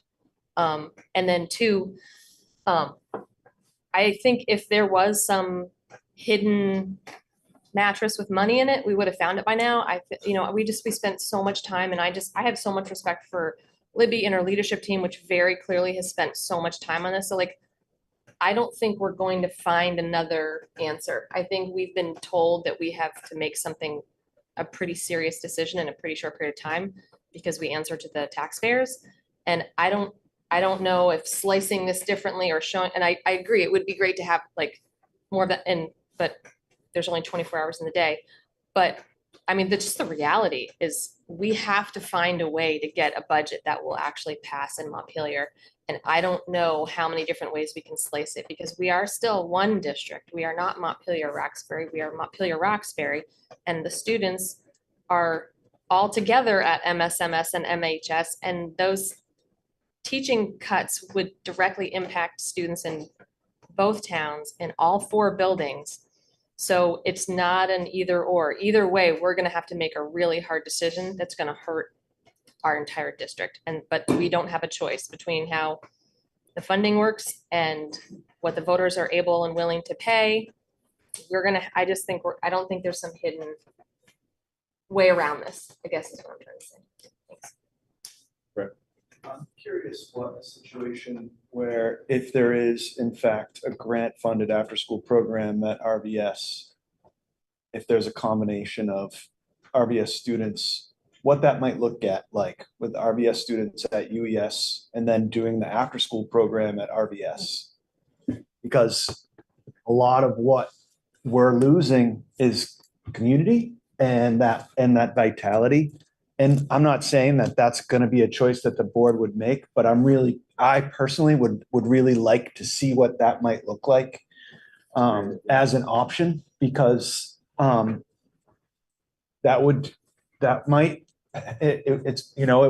wouldn't be as cost saving, I understand, but if there's a big grant that's kind of already in the works, for the after school program, there's no known use for the building other than our kids. I would really like to see that as a temporary a possibility. Put in for the after school grant, we have not heard whether, I think it was due today, so we haven't heard whether, or maybe Friday. We haven't heard whether we got it or not. But we did put in for it. I mean, it would be money that we would be, I don't know what, like if we did get it, then it's already there. So as a scenario, I'm curious what that might look like. I would be interested in that as an ongoing cost. Because Act 2 is $90 a week. And part two, yeah. And that's more than a 20% increase in my income. It's also a subsidized program, so. Yeah, well, that's not gonna help.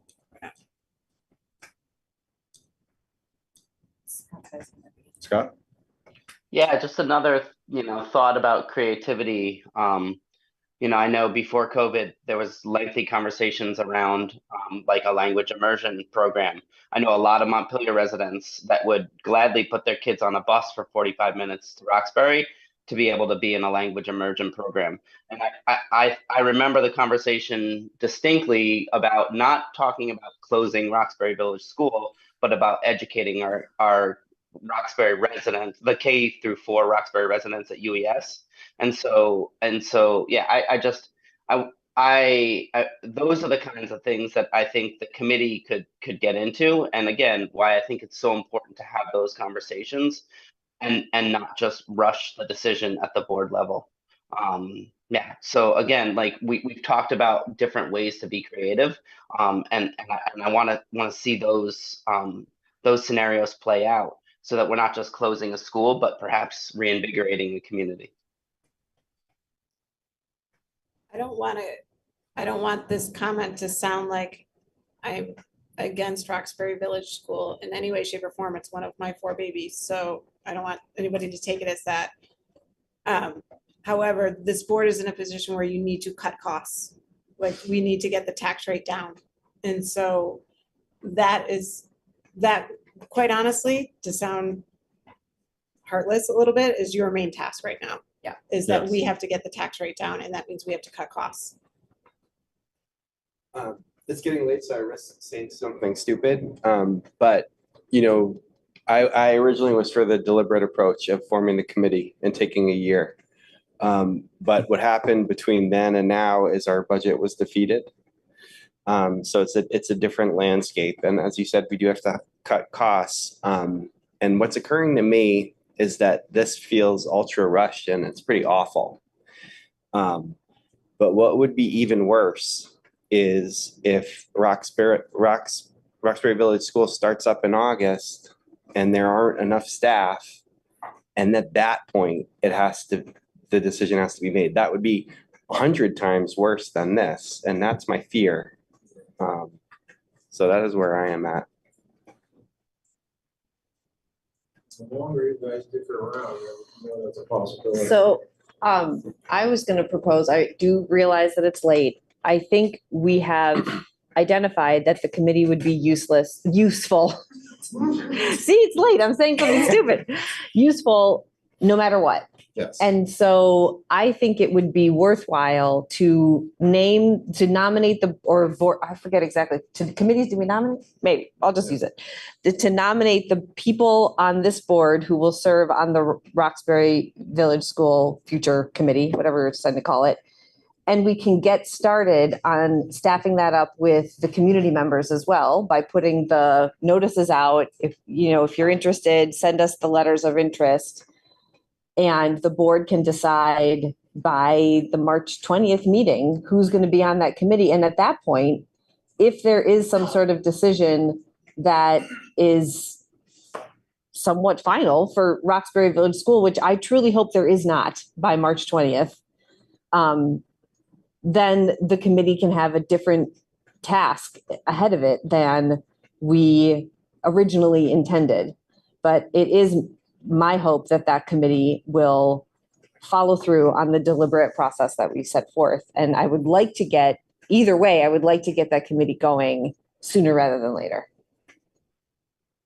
Yeah, no, I agree that the committee has purpose regardless, whether it's a how or what. And I don't think we have to take too long tonight to put the board members on the committee. Because Yeah, we can do that. First off, let's see if Libby has some clarity. So I think what we want is kind of a version of what you put together tonight. I need to know how much you want to, I need to know what I'm going for. Like a dollar figure or? Like a tax rate increase rate, that yeah. the board would be comfortable for me to get around. Now, the tax rate could change because as my friend Jake will tell us, that dollar yield's not set. Yeah.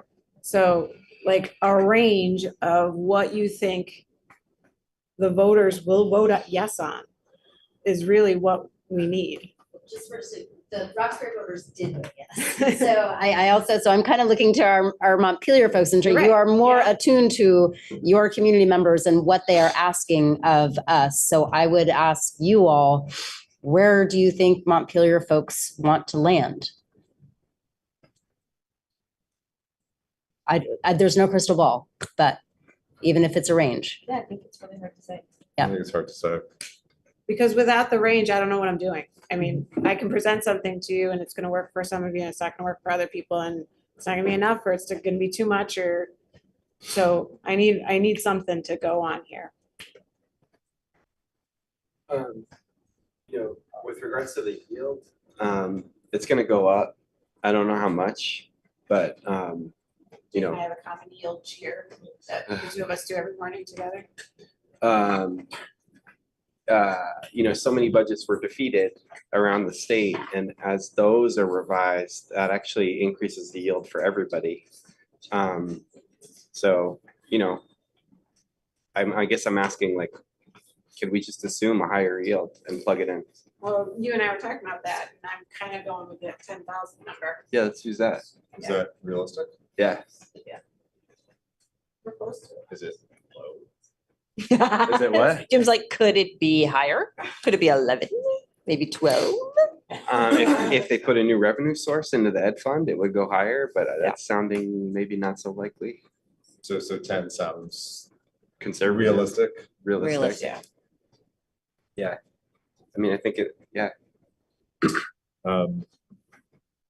I can use, that's what Jake and I have already Okay. talked about is assuming it's gonna be around $10,000. Okay. And that helps. It does. I mean, I think if we could bring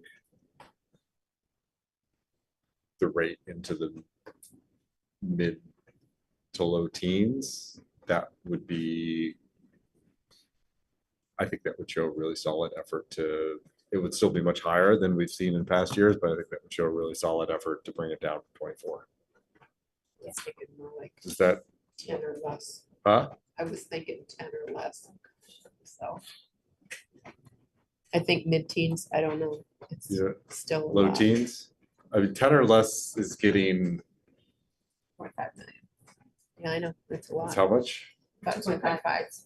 It's the third scenario. Yeah. They could do very low teens.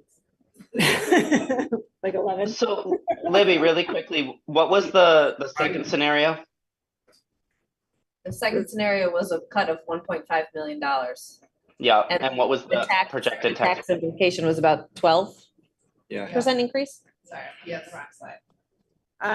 The second slide was 1.975 million.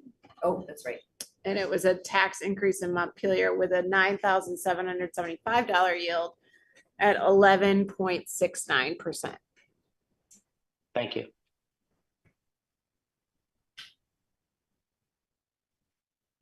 We were, it was supposed to be 24% like a couple That's weeks right. ago. Yeah. Yeah.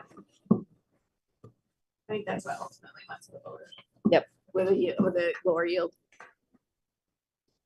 Are we still in a place where $500,000 is a somewhat equivalent to 3 cents in Montpelier? Should be. So it's still around that. So a $1 million cut without Roxbury in it, $1 million with, 1 point, whatever it is, this, I don't know that this slide, number 6, can just go away, but maybe there's a high number with this as an option, and I don't know. Is there a way to find $1 million just as an option, not as a, just to put it out there so that we can.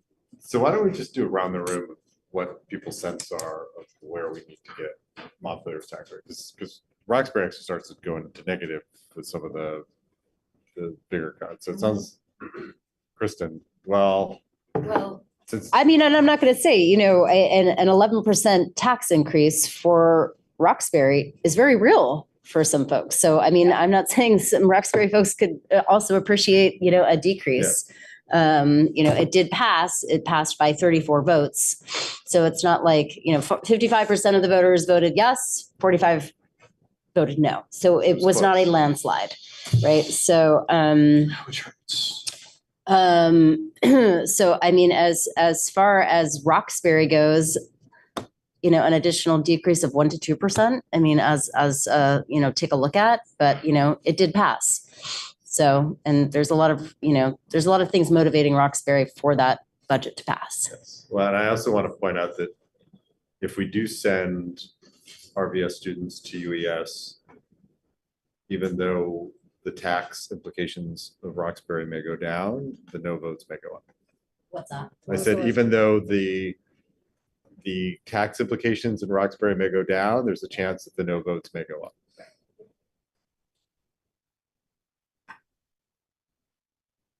Right, what's your sense? I think the sweet spot is, I would like to see a scenario without RVS students going to UES. I would like to see a scenario where the building is utilized for after school, and I would like to see a third scenario that cuts $1 million. Just a minute. I don't know. Yeah, I mean, because can you get to 1.5 without RBS? I don't Wait, know. I'm sorry. Are we talking about substantive ideas for reducing, or No, are we we're talking about? kind of like Numbers? a palatable tax increase that Okay. that voters are like Okay. what's the number that voters 1.4 gets Montpelier down to 11.69. 1.4 cut in spending plus That's $575. 1.9. Plus. $1,000 there. Yeah. All right, so it's like Revenue 2 million. source. That's 2 million gets you down to 11.69. Yeah. I don't know if I can say anything that makes any sense at this point. I'm sorry. it's okay. I think, you know, given that if we were at 24%, if it was now, if we could make it 12%-ish, that would be meaningful. And, you know, that's what I think. The conversations that I was having leading up to the vote and the emails that we were getting and the posts that I was reading on Front Porch Forum, I did not see very many numbers mentioned. What I saw were principles. And there were a lot of people who made the case that voting no would mean that we would have to revisit the conversation of merger with U32 or closing Roxbury. And so I get the impression from all of those bits of information that it's not necessarily the percent figure so much as the decisions that we make. And so if we decide to, not saying that I'm supporting this, but if we decide to educate the K4 Roxbury students at UES, and that only results in a 16%, or that results in a 16% tax increase, I think we'll get a lot of people that will support that budget because we decided to close the school. Now, I'm again not suggesting that we should do that, but I guess that's evidence for me that it's not so much the percent value so much as it's what those specific decisions that we make represent. So I don't know that helped at all. But I think it's a very accurate observation. Yeah. Which is why I think us throwing out percentages tonight is just a guess. I think it's just a guess too. I think I know that's what you're asking for, Libby. I'm sorry. Yeah, because the reality is we have to get a printer to print what we're asking for in 3 weeks. So it's not ideal, but I think that's what happened when our budget got voted down. Now this is how we have to do it. I mean, I think the important thing is that we show that we are making hard choices and being responsible to the very real financial concerns of this community. And I think Scott's point is very apt that I think that's what I heard is it's, you know, it's time to make some tough choices and to acknowledge that we're not playing with monopoly money. If you want a number, I think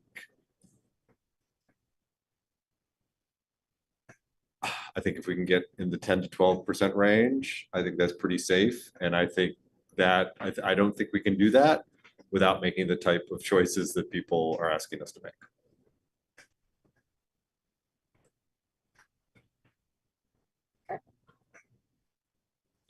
Would you say you went already? I did. Okay. So what got voted down yesterday was like 23-24%. So I'm sort of with Jake in the 12%, 12 to 14. I think it would show a very real response to that. And it's a very real amount of money. But I'm really concerned by going below 10 or to 8, because looking at what 8% still increase gets us is a really, really ripped apart district. And I don't want this situation to make us do something so drastic, because once we do something, we can't undo it. So if we're losing educators and we're closing buildings and everything like that, and it still leads to a tax increase, then that feels futile. So I feel like 10 to 12 to 14 at the most would probably be palatable. You said 10 or less. Yeah, I'm closer to the 10. And possibly because I'm the oldest person on the board and probably the only person on the board who's on a fixed income. And so I hear from people like that. And, it's a reality in Montpelier. Montpelier is becoming a very unaffordable place to live for many people. And the school tax is a huge part of that. So I think, and that compounds every year. It's not like we're going to decrease our budget a whole lot next year. It's going to be added on to what we already add on this year. And so every year it just becomes this heavier and heavier burden for people. So I think we really have to think about that. And Montpelier has a pretty high population of people who are over 65. Yeah, I think I really agree with what Scott said. I think it's more sort of what we're seen as doing than a certain number. I want to be really cautious about overreacting to this. If this board thought that the budget passed, that the budget recommended was responsible, I want to make sure that we're not overreacting and taking too much from this vote in a way that's going to make irreparable change. So, while I certainly want it below 20, I don't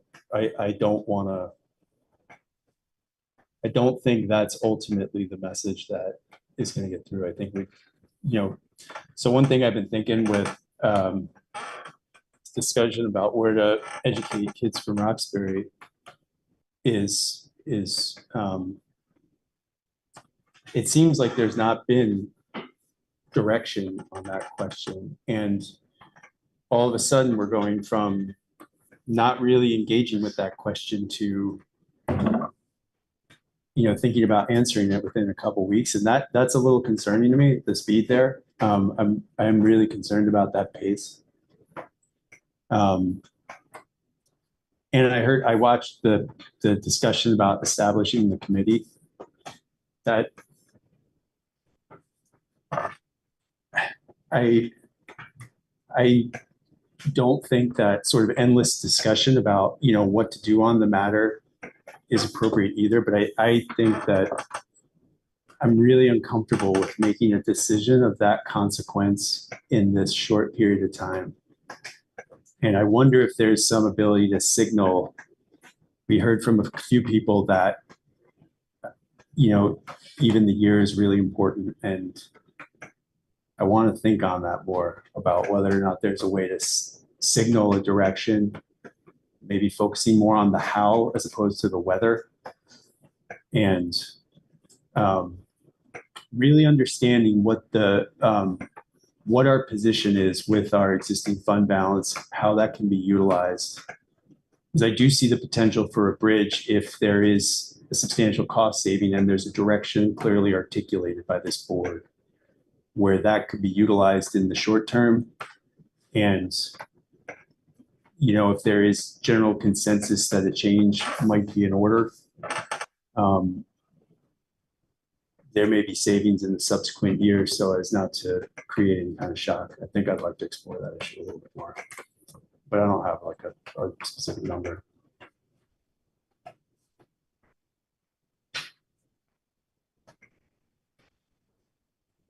Give it a shot. I'll give it a shot and see what I can bring to you. I'm When do you want to meet hearing, again? I'm hearing in the fuzziness, something around 12, Yeah, that's what I wrote down. with the what's matter. I think we can name 2 members of to the committee now. We're all slightly zombie-like. Or heading in that direction. I'll just open it up for discussion. I think we Did did we we say 2 or 4? do. I think we said Two 4. from Roxbury and 2 from Montpelier. Yeah. So we're done. Rhett and Kristen have already. All wrapped up. We're done on the Roxbury side. That's easy. Assuming you guys want to. We're not going to Still force you. in? Yeah. Pumped.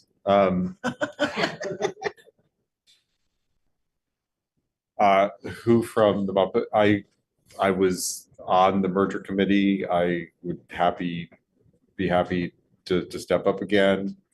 I mean, I want to do it through acknowledgement that I have put some language out there that we need to think seriously in this budget cycle about whether or not we send students to UES, and perhaps before the committee has a chance to decide that. So if that makes me seem prejudiced, I just want that out there. I know others have maybe not stated, but I would be willing. Scott. I think I've probably shared privately with about half the folks on the board that I'd be more than happy to represent Montpelier. And Lynn, did I hear you say you're interested? Yeah, I'd be interested. And you know, I do empathize with the situation in Roxbury. I don't want it to be a shock. And I also realize that we have to figure this out. And so I would like it to be an honest process, right? That kind of values everybody involved. You know, and I am very much in that boat too. I mean, when I was part of the merger committee, I mean, I've always been impressed with that school and impressed with that town. And I ideally would love to keep that school open. I think closing is the worst possible option we have, except perhaps for all the rest. And I'm very cognizant of that. So I'm happy to have it be Scott and Lynn. I have it to be some combination of whoever, but it seems like one of the three of us, and I will let the board make a decision on that. But we have our Roxbury folks chosen. I'm happy to have it be Scott and Lynn, or me and Lynn, or me and Scott. Or, Okay, well, I'm just gonna make a nomination. Yeah. I nominate Jim and Lynn. I do appreciate, Scott, your willingness to step forward. I think there's the perspective of that you have the historical perspective, Jim, of having worked on the merger. And Lynn, I think your perspective, as you've said, maybe the only person on the board on a fixed income. Do those two combinations, I think, are very helpful perspectives to have in the conversation. But I do appreciate you offering, Scott. But that's my nomination, or my motion. do I have a second? I'll second that. Any discussion or objections? I'm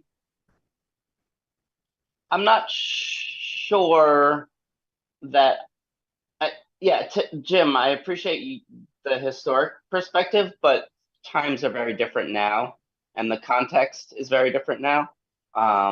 And you've been pretty vocal over the last couple of weeks about your perspective. And so that would be my concern. So I want to voice it. And I think that's a valid concern. If the rest of the board is similarly concerned, I'm happy to step aside. I mean I mean it when I say, you know, I would like that school to survive. I am just being very realistic about what our budget situation is and what our choices are. And I think the fact that I've been involved with that school for 4 or 5 years is part of that perspective. I think from reading the posts on Front Porch Forum, we do have some constituents who have that perspective of wanting to see things move along. I think it's a quick turnaround myself, but I realize we're we're in a bad spot here and we really need to talk about it and figure it out. Yeah. So, And I'm gonna. I don't have And I that think some of problem. the front board forum perspectives and some others have been very unfair. I mean, you know, and wrong. Yes.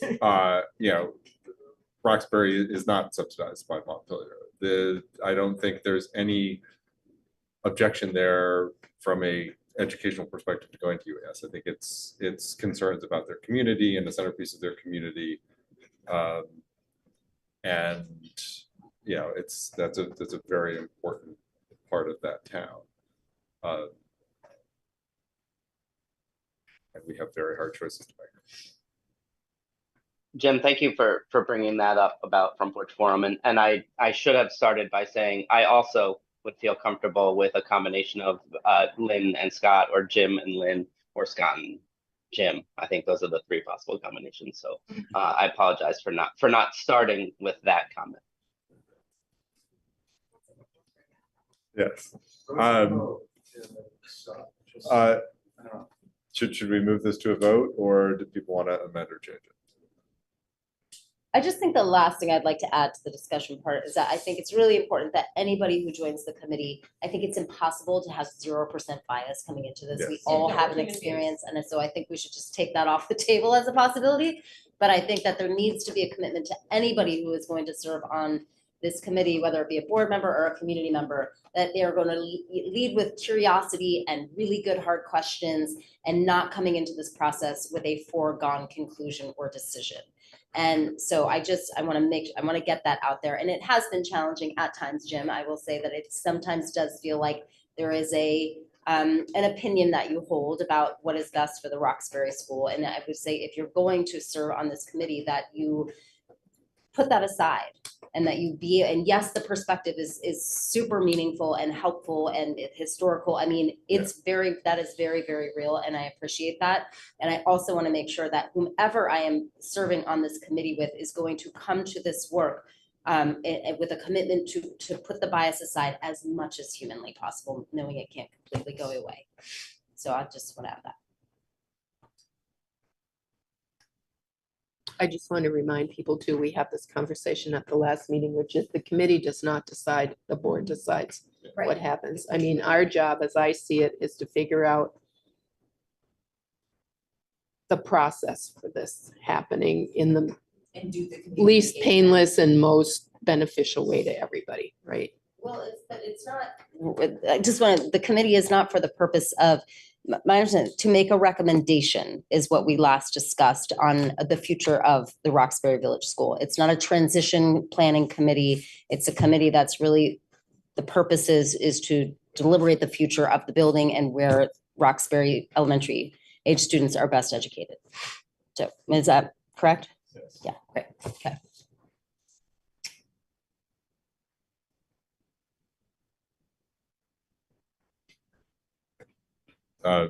Should I move to vote? All those in favor of Mia's nomination or motion? Yeah. Aye. Aye. Sorry.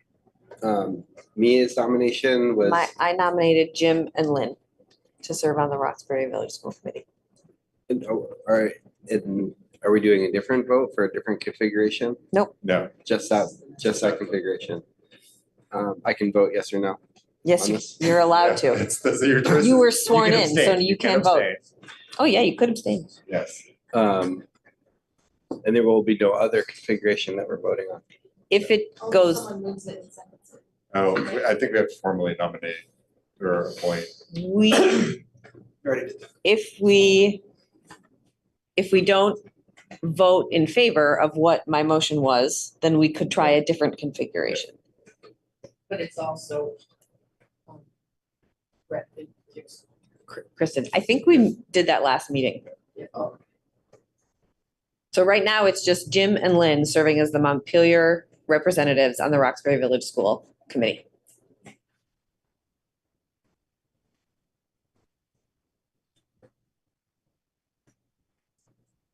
gonna say all those in favor. I did say all those in favor. Oh, I don't, did, I got I said aye. I got 3 or 4 ayes. Jake is wondering what his choices are. And I'm not sure Brett or Kristen have spoken up yet, so they may be. How many guys did you get already? One, two, three, four. So Yeah. we've got Oh, okay. 8 of 16 votes. I think they count as 1 vote. We count as 2. Oh, right, that's why you did 8. Got it. Got it. Yeah. Thank you. So your vote would carry. So we need 1 more vote. And if another configuration makes sense.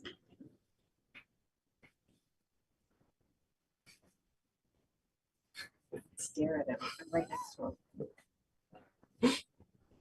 I don't know. It's awkward. But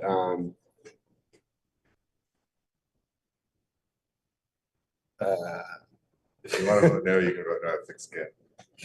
Can I vote pass? You can vote pass. Pass. Abstain. I'll vote for. Yay. Okay. Wait. Got sworn in. Have you gotten sworn in? Okay, you can't vote. Can't vote, Scott, you can't vote. But I love for the effort. people so much, Well, but I'm you're just gonna ask, I mean, racist. do you want me on the committee or not? I mean, I'm gonna be honest. I think I can be a fair broker. I mean, I wanted to start this conversation 4 or 5 years ago because I wanted to find a path to save Roxbury. I've said what I've said because I think we're at a really hard place. I'm gonna be very honest. I think of all the cuts out there, it has the least impact. And I think the path to save Roxbury for long term is very narrow. And I would hate to see us take a hatchet to things that are going to have a longer term impact. That's why I'm saying what I'm saying. And it's not because I don't love the school. It's not because I don't love the community. It's because we're in a shitty spot. And I think of the choices we have, it does the least long-term harm. And if we do send students to UES, I think we can come together and do it in a way that is that takes care of the hard problems and makes it as wonderful as it can be. And I think it's a wonderful school. And I think the Roxbury students have had great experiences at MSMS and MHS. And I think they can have great experiences at UES too. And I think we can do as much as we can to heal the community. And I've just, it's been very difficult for me, but trying to steer through a Montpelier community that clearly has big concerns about what we're asking them to pay. It is one of the paths that I see as one of the most viable to getting to a yes vote and dealing with the crisis that Act 127. And that's why I've been pushing us hard to seriously think about a very hard thing and making the case in a way that might sound a little advocate-y, but I feel we need to grapple with this now. And I think if we do something different, we have to have a really good explanation to the voters why we're making the choices we're making, because it's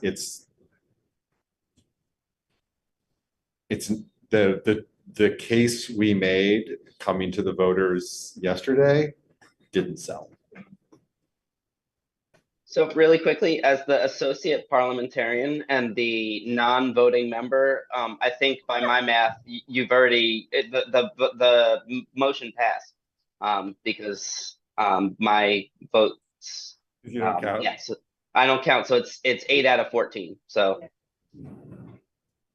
Okay. And I want to go to bed.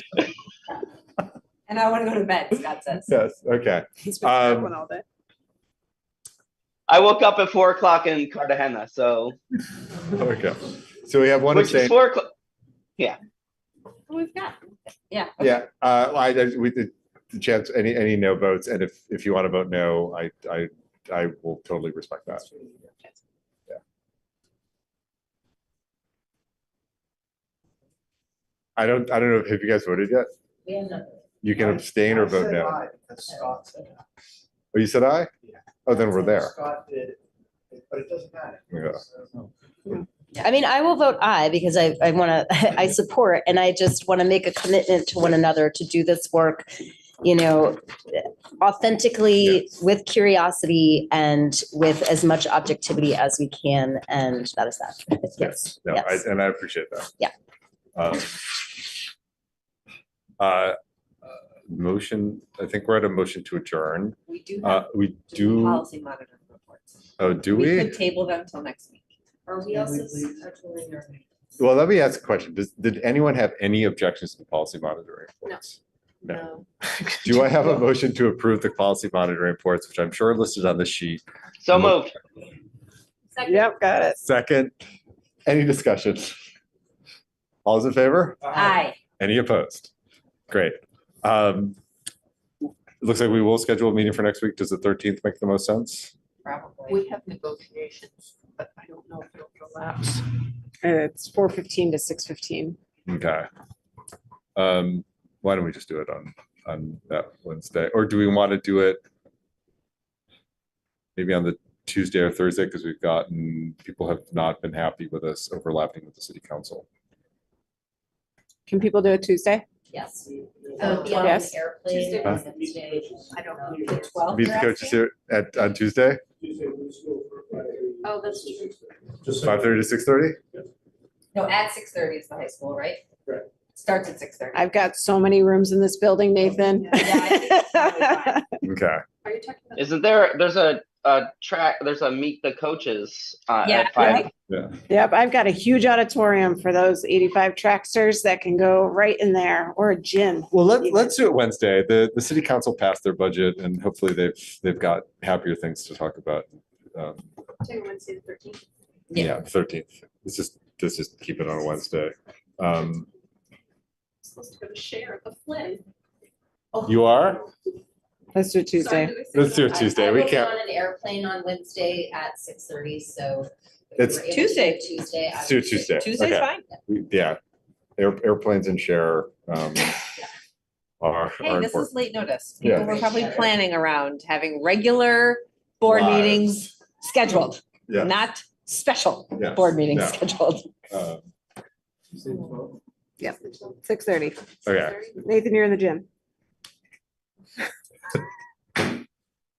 Motion to adjourn. So moved. Thank you, everyone. I know this is very hard and we're doing a really good job. Wash Central. Thank you all. West Central failed. So Megan talked.